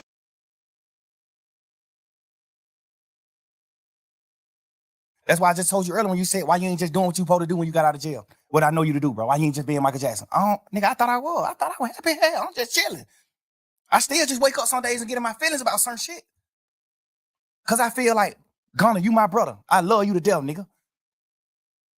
Why you ain't gave me an explanation? You not to get in touch with me, nigga. My daddy put me in your group text. I don't even want you to have my number. My daddy put us in a group text. I called my members like, hey, who the hell number this is? He goddamn made some phone call. He come back. That's Gunna now. I tell my daddy, man, what the fuck would you put me on text with this nigga for, bro? What the fuck you got going on? Cause he knowing too. Like nigga just hurt, bro. Nigga. Man, I think goddamn. But guess what? Gunna didn't take advantage of that. I wouldn't even probably care to hear the shit anyway, cause I feel like once you break a rule from your manhood, once you rat or once you turn, and I don't got nothing against people. It's people that work for me. But when I look at you a certain way, if I meet you and you, it's like, okay, if I meet you and you portraying that you a man and you not, I don't got nothing against people. Yeah. You know what I'm saying? If you portraying a certain thing, you deceiving. right? Yeah. I can't look at you the same. Yeah. I ain't mad at you for being. So what? Everybody, whoever they, so what, nigga? Mm-hmm. I don't got no problem with people. People work for me right now. Yeah. I'm damn near around people every day because they work for me. Mm-hmm. I don't got no problem with them. I don't hate that I even brought this shit. I don't want you to take it out, but I hate I even brought it up because I don't even want the LGTB. I don't even want that community to even think that I'm against them. I'm overly with y'all. You saying DL, bro? That's what you speaking of. Like if I look at you like a man and we fucking bitches together, girls together, and we doing certain shit, and I look at you in a man like boy, that nigga, and then I find out it ain't really nothing you can say to me. Yeah. I'ma just look at you like you broke a man code. Mm-hmm. You broke a code that men with backbone stand up to. Mm-hmm. You broke that code. You can talk, you can say whatever you want to say. You broke a man code. I don't look at you the same. But in real life, I don't even want to hear what you got to say, but you still supposed to be a real nigga to say, I'm finna say it. I don't give a fuck if you want to hear it or not. I'm finna say it to make sure he know. And that's why I'm doing this interview. He might not be one that want to, I'm just speaking, stir the pot. That ain't stirring the pot. Get on the internet and saying how you feel about betraying your brother. How the fuck is that stirring the pot? Yeah. How? You ain't getting on the internet saying, oh, this nigga did this nigga did this, and bring the other. You ain't doing all that. You get on the internet and saying, even if you're not on the internet, my daddy put us in text message. So you can't even do no interview in the future. In the near future, you can't do no interview and say, I ain't got his number. I ain't got in touch with him. You overly got my number. Overly. That That just further my conspiracy. You saying even after all the shit, all the jabs you been taking, you still supposed to submit? Cause you know you're wrong. It ain't even about submitting. It's about speaking your piece. Did what it is, bro. Yeah. So basically, I don't like, bro. Imagine, nigga, bro. We fighting to say YSL is not a game. Me and Bank, best friend, them my mans. We done made all the millions in the world together. I gave you the millions. We ain't make them together. I gave them to you. You get on and you take a plea and say, duct tape is a game and it must end. Just be a man. You don't think that you owe Thug an explanation? No matter what Thug saying. Thug can say Bank a rat all day. Bank a rat. He a motherfucking rat. Nigga, I can say that all day. And you can't say nothing about that because you did. But that's going to stop you from giving me an explanation? As a man. So maybe he need to get in touch with his feelings. As a man, bro, you supposed to, bro, this what I did what I was thinking. If you rocking with it, you rock. If you're not, fuck it. How can you just do what you did to me and then just go live your life like ain't nothing happened? Like, how can you do it, bro? I can't do that. I feel like I ain't do nothing in the world wrong in my interrogation. And I still can't go by living my life without addressing it. I still got to address it. Because you know it's wrong for you being in there. As a man, I got to explain this to niggas that I love, that look at me like a gangster, that look at me like a man. Yeah. It's niggas in this world that's going to be like, bro, what the fuck is you doing? Yeah. Practice what you preach. Yeah. That's why I'm speaking on it. Because I'm a man and I got real feelings and I care. Yeah. And I'm going to make it right. How the fuck I'm going to just go forward? How? That mean to me, you never felt the way I felt about you, about me. You never did. Nigga, I'd die before I go against that nigga. Even to this day, still. I'd die before I go against him. The only thing I'm gonna ever say, you're a rat. You're a rat, bro. You're a fuck nigga. You did what wrong. You betrayed me. Man, being a part of his demise or anything like that, I'm never doing that. Nigga, I love this nigga mama. This nigga mama like my mama, nigga. Nigga, I bought his mama her first piece of jewelry. Obviously, he presented it like he bought it. I did that. She probably never know that. Get what? We can talk about that shit all night, and I tell you, I'm gonna just bring it back to bro. This shit got you fucked up. You said that, right? And you agree, right? We just unlocked that, right? All right. How do you heal, bro? How do you move forward? Period. No, Bank. I ain't. That's why I'm talking to niggas like you. Whatever I talk to OG, bro. You gotta put me down. I don't know. You gotta put me. Somebody tell me what I can do. Like, bro, I'm just telling you. With the stick. I'm telling you my. I was girl, how you heal then? I heal that, but like that with soap and water. Soap and water ain't gonna heal this shit, right? Yeah. Guess what? You more in touch with your feelings because you're an older man. You more in touch with how life is. You done been my age before. I ain't been your age. Yeah, shit. So you could tell me if you know. Tell me ways I can heal. I don't know, nigga. I'm telling you my perspective. I'm telling you why I'm fucked up. I'm telling you why I can't go forward. Not why I can't go forward. I can go forward. I'm telling you why I haven't went forward. First step is knowing what you just said. First step is knowing. I ain't never know till the day, bro. Till I talk to you, bro. First step is knowing. The second step is goddamn knowing that you know. Goddamn, I don't know. You just gotta, man. Shit, you got it, bro. Whatever, man. Like everybody, man. Niggas just gotta move forward with their life, man. Make sure this shit don't turn into nothing else. That's all I'm saying. With whoever on the internet talking the internet, you and Gunna, I feel like y'all niggas should have a conversation. That's just how I feel. So have you ever been betrayed by one of your friends? Yes. So bad to where you can't talk to him no more? Don't lie. Yes. But I still, if I see a nigga mama or something, tell my brother I say I love him. Because I do. I understand I can't turn my heart off. That's another. I ain't finna say nothing about you. I ain't finna nothing because I already know what it gonna lead to. We keep going back and forth, and that shit gonna lead to something else. That's another thing on respect. A nigga ain't contact my mama. When you did what's wrong in that courtroom, you ain't get out of jail and run to my mama immediately. You ran to your mama, who I take care of. You ain't ran to my mama, who you ain't never did nothing in the world for. Nothing. You ain't pull up on my mama and say, hey, I know bro going through some shit here. Bro, bro sent money these niggas sent money to help me pay for my lawyer. Wham sent the money, all that. That's why Wham hurt. Like, these niggas, they talk to Wham. I ain't talk to them. These niggas held conversation with Wham. Wham told them, man, hell no, nigga, what? Never. Don't never do that. But if your ass get 100 years on that bunk, nigga, we gonna take care of your mama and your family forever. And nigga know Wham mean what he say. He stand on his business. Home, a real one. These niggas held conversations with Wham. And Wham told these niggas, what? No, sir. No, you can't do that. Nigga, what? That's the worst. No. Nigga ain't pull up on my mama, bro. Nigga, I done held conversation with my mama. And my mama said, man, fuck these niggas ain't, cause she an old lady, so she don't even care about no nigga ratting and doing all that. She an old ass lady. My mama get on the phone and she say shit like, man, them niggas ain't pulled up on me. Ain't none of them niggas came to see me. Guess what? Wham done pulled up, gave my mama bags, dunchos.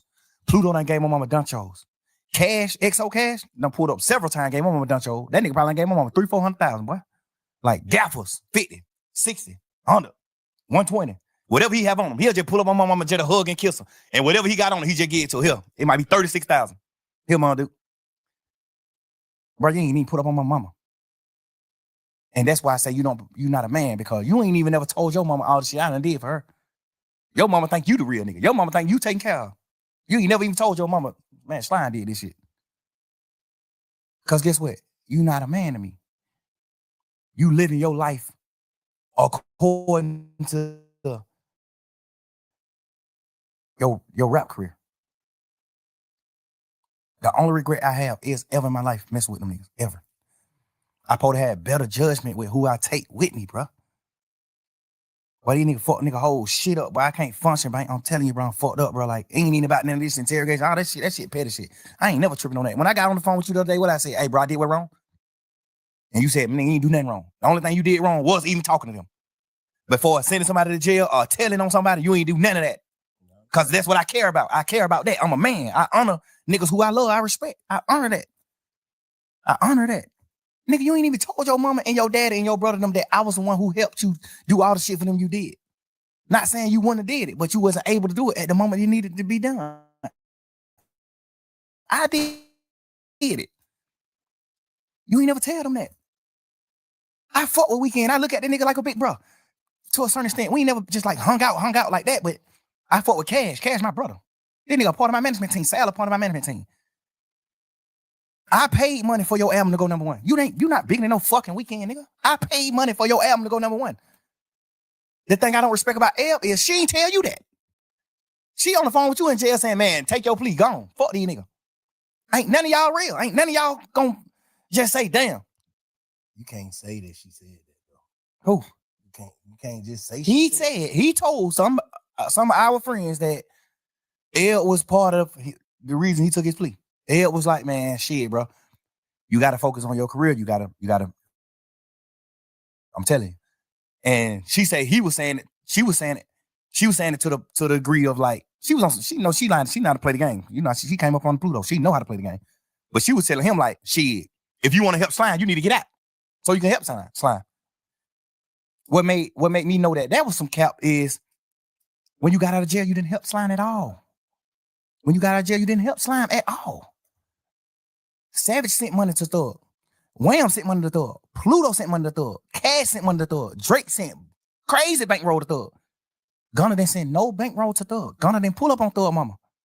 Gunna didn't pull up on Thug family. Gunna didn't pull up on Dolly. Gunna didn't pull up on nobody that has nothing to do with Thug. So it's no way possible you think that Elle was serious when she said you got to get out so you can help Thug. Man, you ain't get out and do nothing to help me at all. You do an interview and say, I'm providing. How? What the fuck you providing it? What you talking about? Why you ain't put up on my mama gave them nothing? I'm so solid, man. That nigga signed to me right now. I'm so solid. I still ain't never took $1 from him right now, and he signed to me. Ever. I still took $1. Like I still ain't collected none of my money that he owed me. Right now to this day. Never. Still. Ask him. Never.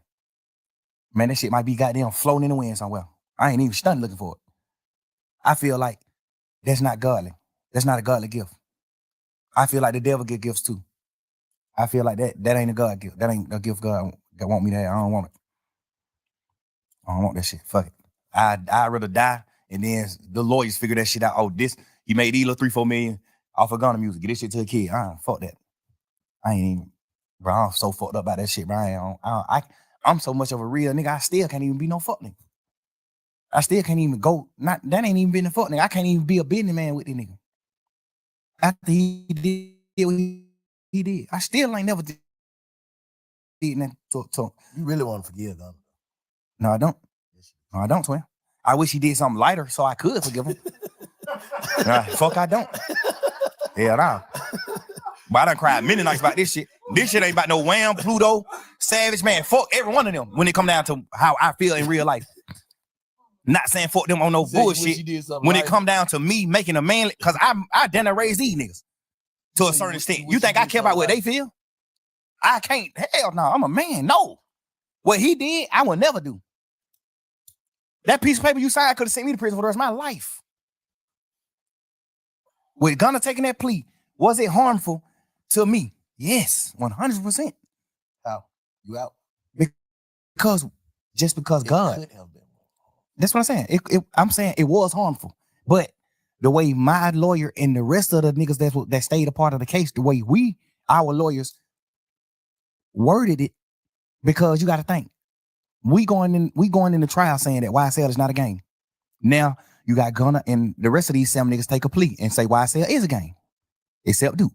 Everybody else who took a plea said YSL is a game. Now my lawyer, now we having a meeting, all the lawyers having a round table meeting. Now all the lawyers saying YSL ain't no game. These are the points we're gonna hit. This is what we're gonna do. YSL not a game. This is what we're going to. All lawyers are aligned, 100%. All they have. This is what we doing. Hold on, break. Now this nigga take a plea and say it is a game. Now these 7 niggas take a plea and say it is a game. Now they going back into the drawing board. Now the lawyer going to the drawing board like, well, now we talking to the jurors. First we telling the jurors YSL ain't a game. Now we going back to the jurors and say, well, some people might say it's a game, but we ain't a part of that part of it. We a part of the record label part. Hold on. So let me ask you something. One more thing about this. So did y'all see Gunna plea before he took it? Before we knew? Did y'all know? The lawyers did. They ain't tell y'all? My lawyer told me. I'm saying like my lawyer said, I think Sergio Kitchens is gonna take a plea today. I said, you think so? He said, yes. So he didn't get a chance to get in touch with his lawyer and be like, hey man, no, man, let's stay on track. Of course, we did all that. His lawyer, my lawyer was the head honcho of the lawyers. He tell him everything that happened in that trial came from Brian. Everything. He told every lawyer what to do, what to get up there and stay. Max Sharp is top tier. Brian told that nigga everything to say to help Shannon. Everything. Nigga, them niggas talk to each other every day. Obviously, Max Sharp, mastermind, and he know how to protect. Nigga, him and Brian in the same office. Brian gave that nigga rooms in his office. Brian owned his whole building, this office space.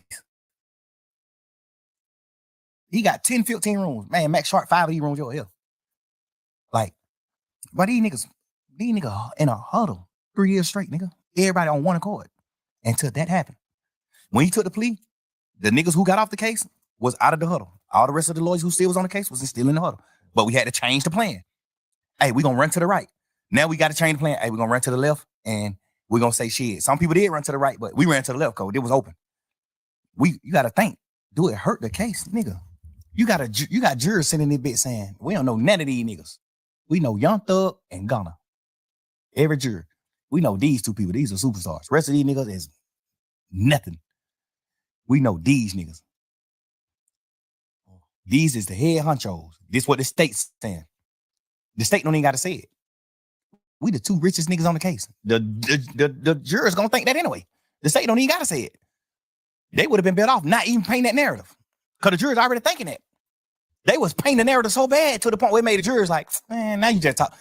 It might not be like that. It might not be like that. You better off not even speaking on that and just letting the jurors just come up with that themselves. Because they were going to come up with it themselves anyway. If I'm looking at 26 niggas in the room, 28 niggas in the room, and 2 of these nigga millionaires, okay, these the 2 bosses. That's what I'm thinking anyway. But when you take your plea, now it's like we go from YSL not being a gang to, well, my YSL is a gang to certain people, but not to Mr. Williams. Mr. Williams is all about music. What you mean did it hurt the case? I heard somebody do an interview and they asked one of the lawyers, Mr. Weinstein, goddamn, salute to him, I love him. They asked Mr. Weinstein, did Gunna hurt the case? And he was just speaking from what happened after the pleas. Mm-hmm. We was in this courtroom, tearing these motherfuckers, the state ass apart. They couldn't beat us in no way, shape, or form. No way. They wouldn't beat us. So that's why we say what they when them niggas taking the plea didn't harm the case. We saying that overall it ended up not harming the case. But right at that moment when you take the plea, yes, that harms the case. Nigga, we saying that it's not a game. You taking the plea as the second man in charge. You taking the plea as the second man in charge, and you said it did harm the case. I mean, and you saying that it is a game, that harms the case. Why would an interviewer, why would anybody doing the interview even ask that question? Did it harm the case? Nigga, what the fuck you mean? Yes. I guess the question should be, did it harm the outcome? It ended up not harming the case because of the masterminding of the rest of the lawyers as the court case, as the trial went on. So basically, in your mind, you feel like this nigga got out of jail feeling like, man, this nigga, he gone. Overly. I feel like all of them took a plea in the beginning because they thought we were gone. They thought, nigga, what the hell? What the other reason is? You went from a real nigga, a stepper, a real live street nigga, respected street nigga, to a rat. Cause you thinking Somebody on that. little damn, man.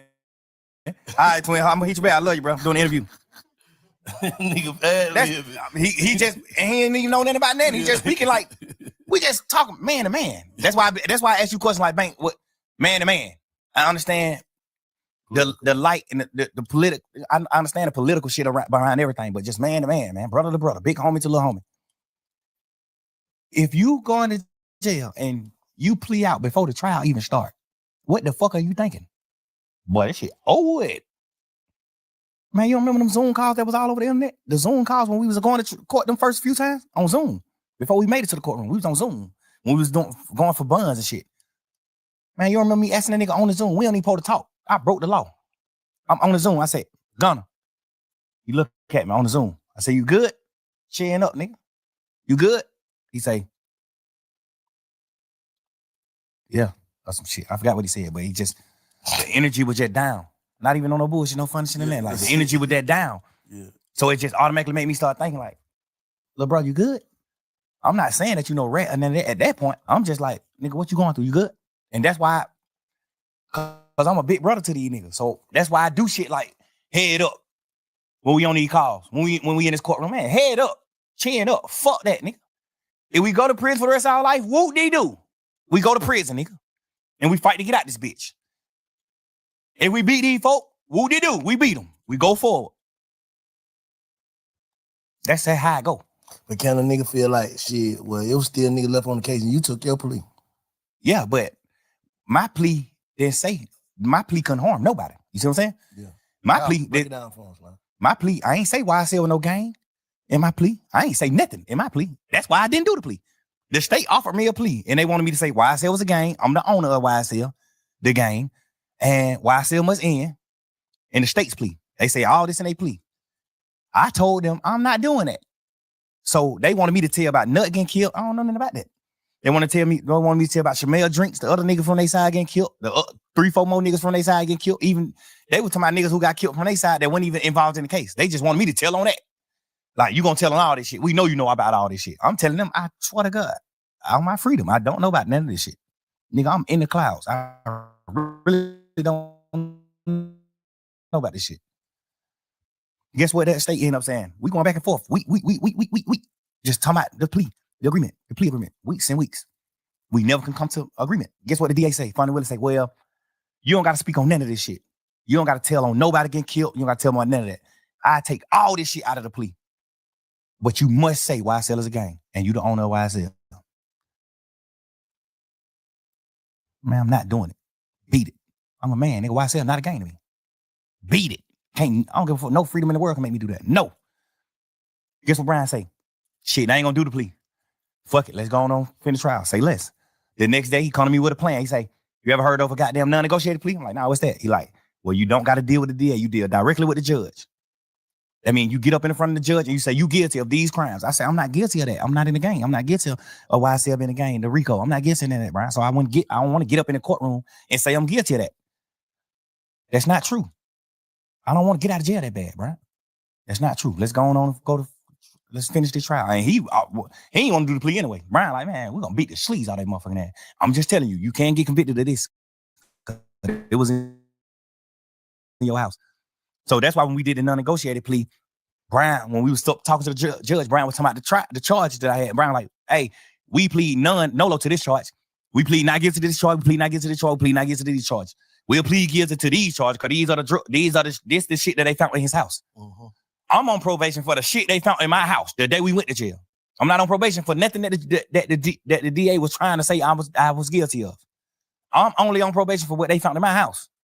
That's first of all in my plea. My plea was non-negotiated. I went straight to the judge. Hey, Your Honor, I'm guilty of these crimes. I'm guilty of having these controlled substances in my house. I'm guilty of having these pills in my house. I'm guilty of having this weed in my house. I'm guilty of having these guns in my house. I'm guilty of having this serve in my house. That's what I'm guilty of. RICO, being in a violent criminal street gang, why I say all this shit, I'm not guilty of none of that. I ain't doing that. Guess what the judge said? I agree. I'm going to find you guilty of this shit that I found in your house. So my plea was the plea that I was going to end up with anyway. Because if I would have beat the case, I still would have got found guilty of the shit that they found in my house. You think you got more time? You think you got some jail time if you went all the way through it? Nah, because she ended up, Shannon had got found guilty of one of his charges.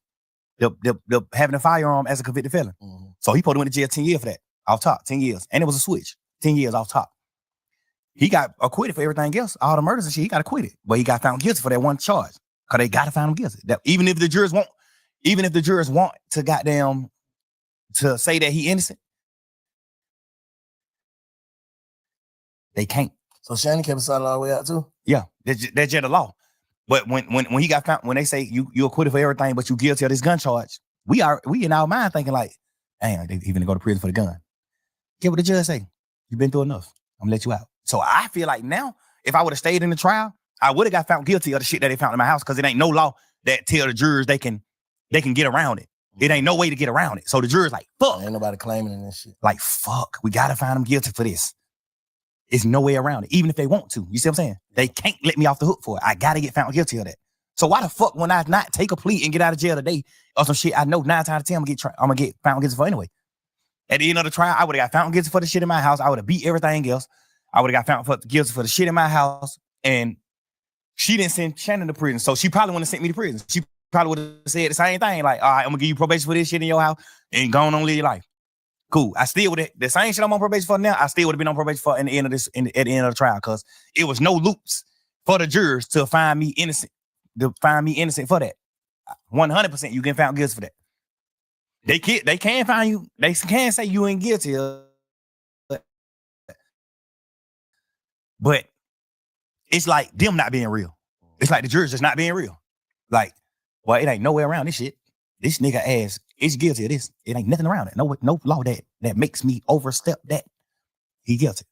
So what's your temperature with Lucci right now? Ain't no temperature with him. Man, bro, I pray that nigga get everything he deserves. Everything.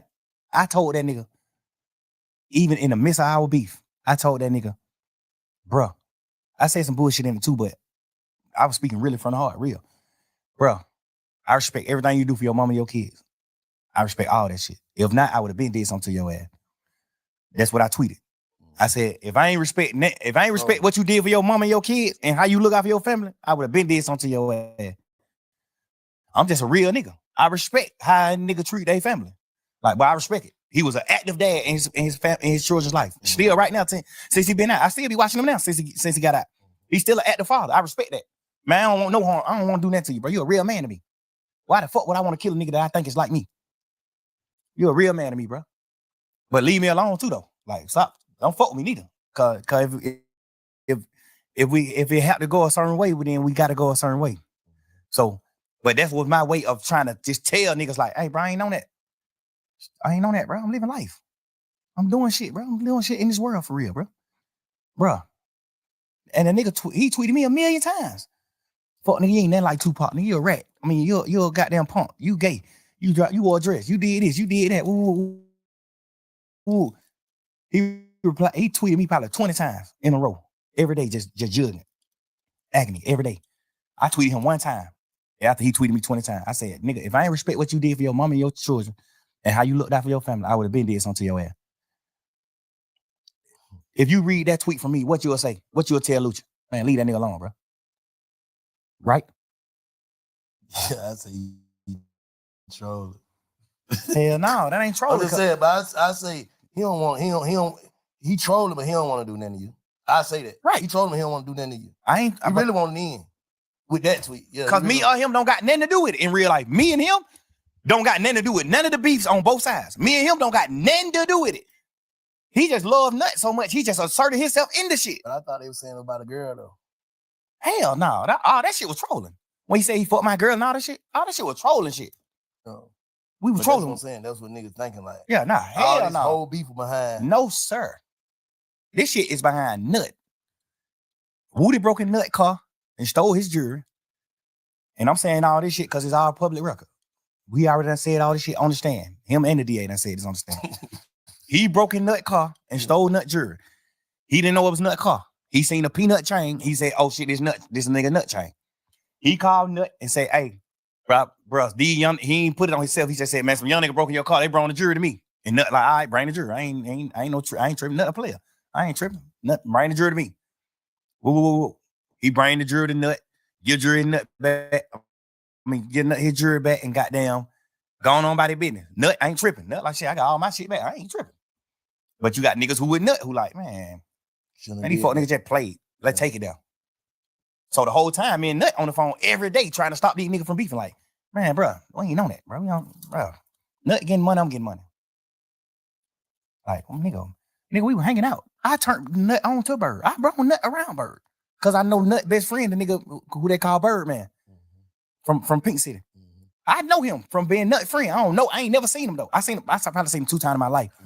But I know him and Nut used to call themselves Bird and Slim. So when I got on and I met Bird, get what I told Bird in Miami. Man, you got to meet these niggas from the city. They call themselves Bird and Slim. You got to meet these niggas. Like, bro, I'm 100% the most genuine nigga you could think of, bro. I'm telling you. It's a real fact. I wish Nut would live so he can say the same thing. I turned him on a Bird.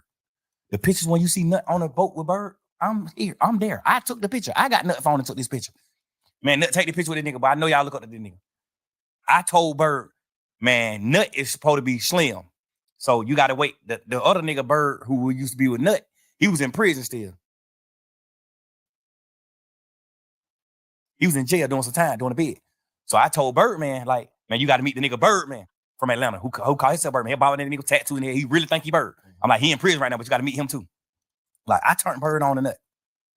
I had Bloody J around Birdman trying to do deals. I turned Bloody J on the Rocco. I've been lit in this town. I made niggas lock in. Me and Bloody J them started off beefing about them saying that Boo was a rat.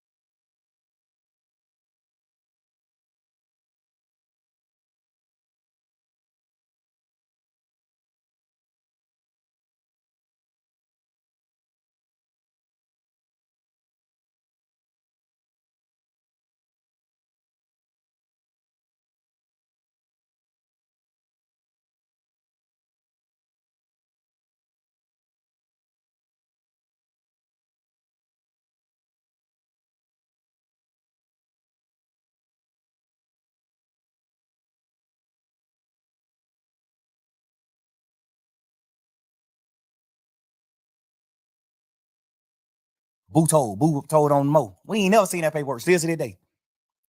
They typed up some, you right, they typed up some paperwork one time and it was fake paperwork. The only reason why we knew the paperwork was fake because they misspelled words.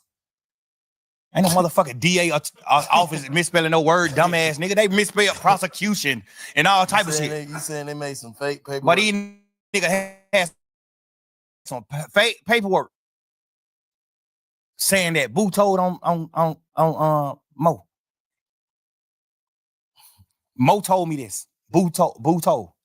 I seen Boo get on the phone with Mo myself. I seen Boo on the phone with him myself. Witnessed it right there. Boo said, man, these folks, you said I told on you, Mo. You know what Mo said? Man, I ain't told on nigga. I ain't told nobody that. But I fought with you, Boo. Man, nigga, every time I see you, we there. Like, hey, and I ain't told nobody that. I ain't say nothing about it, but Mo, you told me your damn self that Boo told on you. Man, these niggas all this shit kept. I made these niggas get on the phone. Some paperwork though, that shit kind of different though. Yeah. See some paper. What when you see supposed paperwork, to believe that. when you see paperwork, this paperwork. Yeah, this shit paper. I don't give a fuck. Well, how they spelled it? I'm just Nah, saying. hell nah. When a nigga see it, No, because you gotta. Everybody make human mistakes though. No, we gotta know theatrics. Hell no, niggas. Well, when a prosecutor typing up, you can get a new trial for that. If they misspell some words in this paperwork, nigga, you can get a new trial. The fuck you mean? Them folks ain't making no mistake like that. I promise you that. Look at our paperwork. I bet you whatever you think you want to bet ain't no misspelled word in that motherfucker. It's the real law. Any mistakes, you can get a new trial. Anything. Nigga, folks ain't making no fucking mistakes. Nigga, you crazy? Especially on those certain words. They are prosecutors. Big bank is motherfucking big facts. How the fuck I'm gonna go for some paperwork and big bank spell big facts wrong? Nigga, what? How the hell the prosecutor gonna spell prosecution wrong? What are you talking about? Nigga, beat it. What are you talking about?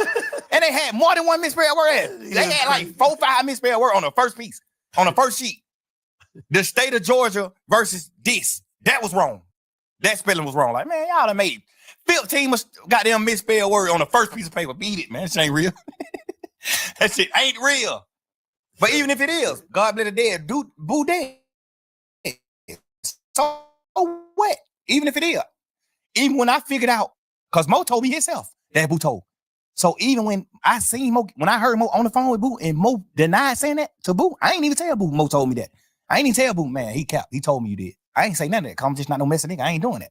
When I heard Mo tell Boo to my face on the phone from jail, Boo said, "What's up, my boy? What going on, nigga? That Boo." He like, "What's up, my boy? What's up, big?" He like, "Man, I'm trying to see what the hell going on in these streets, bro. You know, I fuck with your game, bro. These niggas to my goddamn, you saying I told on you, bro." That nigga said, "Man, hell no. Well, you know, I fuck with your gang. Every time we see each other, we goddamn greet like players. Well, you know, I ain't saying no shit like that, man. Don't let these niggas goddamn woo. I heard him say this out of my own mouth. And I ain't trying to stir no shit up within they crew. Man, all them niggas, man, I respect all gangsters, all real niggas, all niggas that do what they supposed to do. Mm-hmm. I see Mo take care of family from jail. I respect the boy. I done been on the phone a few times. Even throughout the beef, I done been on the phone with him. Hey, bro, man, I ain't got nothing to do that shit. Keep that shit away from me. I'm trying to do what I need to do with this rap shit. I made it out of Cleveland Avenue, nigga. I got 6 motherfucking kids, nigga. I'm doing what I'm doing. That's why I was fucking with nigga like Bloody J. Nigga like Ola Player. I was fucking with them niggas. I was fucking with Big Nut. I got 5, 6 videos with Birdman with Nut in them. With greeting. Like, nigga, I shot. Ain't no harm in my blood with Days Loaf in they hood. I shot that motherfucker in Pink City. In they projects. Where they hang at right now. I shot that video there.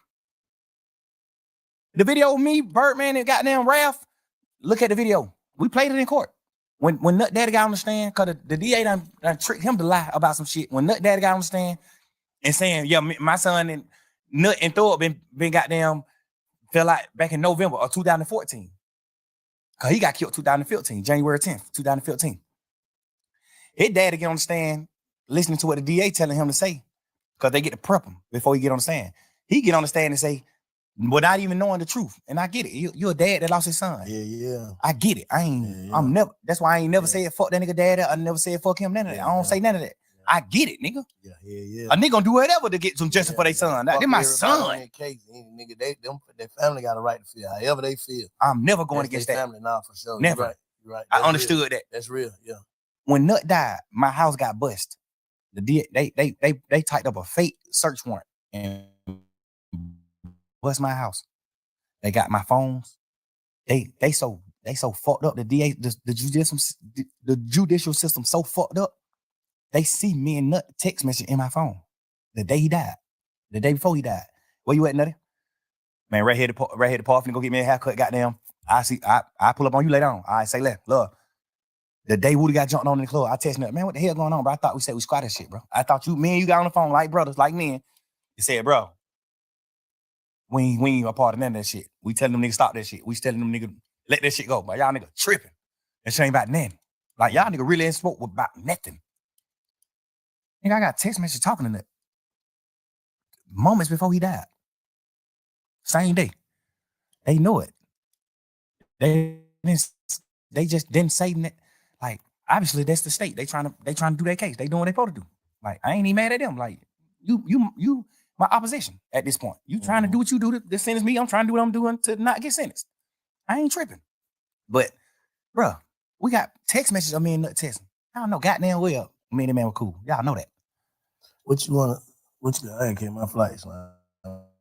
We do this shit all night. What you want to say to the city before we get out of here? Listen, man, I tried my best. Put the mic in. I tried my best to make this city one, unity. I tried my best. Anybody from this city, including Rollo, P, all y'all niggas. I don't got no smoke with y'all niggas. I don't want no gangster shit to go on with y'all niggas. I ain't got time. Like, the street shit is already over with. Once you tell the street shit over with. Like, you can't kick the street nigga shit. And I ain't even saying that to bash no nigga. Like, why would I want some smoke with a nigga that I already done told on somebody that work with the police? I thought you gonna say something else. Like, I'm just saying, just real nigga shit. But still though, bro. Like, listen, I don't want no smoke with y'all nigga. Even if y'all didn't tell. I'm just bigger and better than what we doing. I'm bigger and better than this. I don't want no smoke with no nigga. I don't got no problem with y'all nigga, man. Peace, love, and blessings. I hope everybody live their life and live and rejoice. I hope everybody in this world prosper and get what they need to get. Everybody. I don't got no hard feeling with no nigga. Even the niggas on this case. Even the niggas that I'm mad at. I'm forever mad at. I still don't want you to feel. Obviously, I done been in my feelings and I done been on jail calls and saying shit like, man, I want to drop the same day. I want to do this. Fuck that. I just want mad. I'm out of jail. I beat this shit. Nigga, I understand the chance God gave me. I understand the chance that the judge gave me. I understand all that. And now I'm sorry to my fans and everybody that I love that I even took that for granted. But I hope now that you understand why I couldn't just go forward, why I took it for granted. If you think I took it for granted, I want you to understand through this conversation why I feel how I feel. I'm gonna tell you though, after this, because you realize that you fucked up, traumatized, all this shit that everybody that don't know that we walking around with, everybody's undiagnosed of mental illness for real. If you from the streets, you fucked up. I don't give a fuck who you is, because ain't nothing but heartbreaking betrayals in this shit. So you saying, and basically, you finna move. I know it's gonna.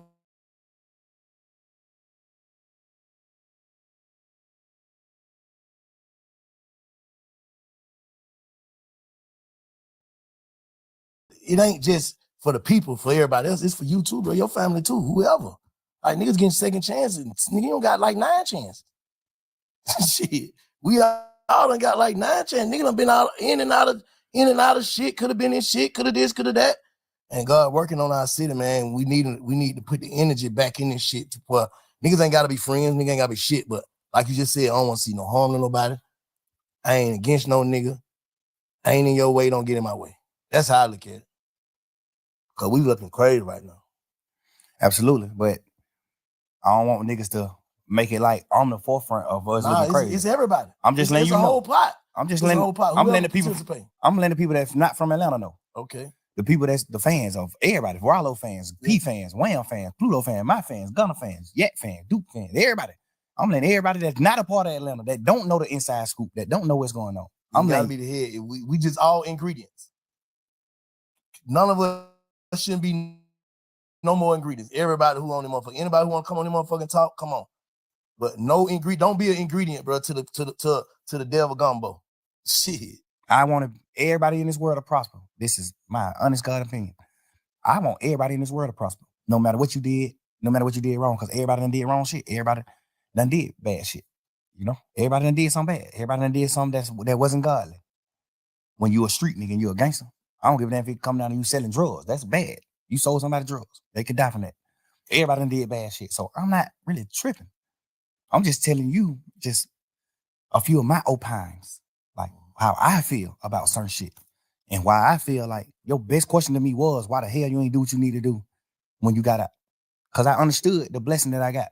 I understood the judge talking to me and looking me face to face saying, nigga, you the one, bruh. She gonna blame you. Yeah, you go back in there. I'm already knowing, but I ain't gonna give her no reason to. Yeah, can't. You know what I'm saying? I'm going forward with my life, bro. Like, I ain't tripping, bro. I just feel like at this point, I ain't never spoke on it because I was just a man. Like, I'm just on some shit like, man, we going fuck that shit. I'm a man. Y'all niggas some rat. Y'all niggas did what wrong. I was just living in that dream. But now just having a conversation with you and talking and just like feeling it. Like, it just feel like I gotta just go on. I gotta move on. But I just wanted Gunna, you, Gunna, Duke, you, all my fans, Rollo, P, Wham, Pluto, everybody, Weezy. I want Cash, everybody who I love, who I honor. I want all them to know this my side. This how I feel. This why I'm how I am. This why I stream so much on them niggas. This why I'm how I am. I feel betrayed. I feel hurt. I feel whatever you call it. I just feel it. Nah, this shit was big, bro. I appreciate you for even calling me to let me be a part of, you know what I'm saying, witness a part of your pain and your journey and the way your perspective of shit, you know what I'm saying. I just hope you goddamn allow us to be a part of goddamn your healing journey, bro, for real. Cause the nigga fucked up. Just gotta get this shit right, King. I'm trying my best, bro. You think I should let people just witness the healing, all that shit too? What you mean? You think that's good? Like obviously I just spoke my pain and what I feel about my whole situation in my life to the world, which is, it just took me a lot to do, but I did it. You think I should let people in on my healing process too? Yeah. Ain't no other way. Like, shit, cause, bro, one thing about it, bro, I don't know, you locked up, bro. But my partner passed away, bro. Like, it wouldn't work without other people goddamn helping me and talking to me and pushing me through. That shit wouldn't work, bro. Like, that's the worst shit I ever felt in my life. I was already on a transition side. Like, just anyway, just from when y'all need to caught them case, I'm like, oh, they snatching niggas ass up. That shit kind of did something to me. Like, I ain't trying to go sit in that motherfucker. Niggas, a bunch of niggas lying on me. So I just straight told God, if they ain't got me for nothing that I already did, I ain't doing that enough. And that's what I've been on ever since. You know what I'm saying? And I don't take shit personal. Like, I used to just like this, take everything personal. I don't take that personal. That's the first thing, bro. Get that book, bro. Full agreement, dog.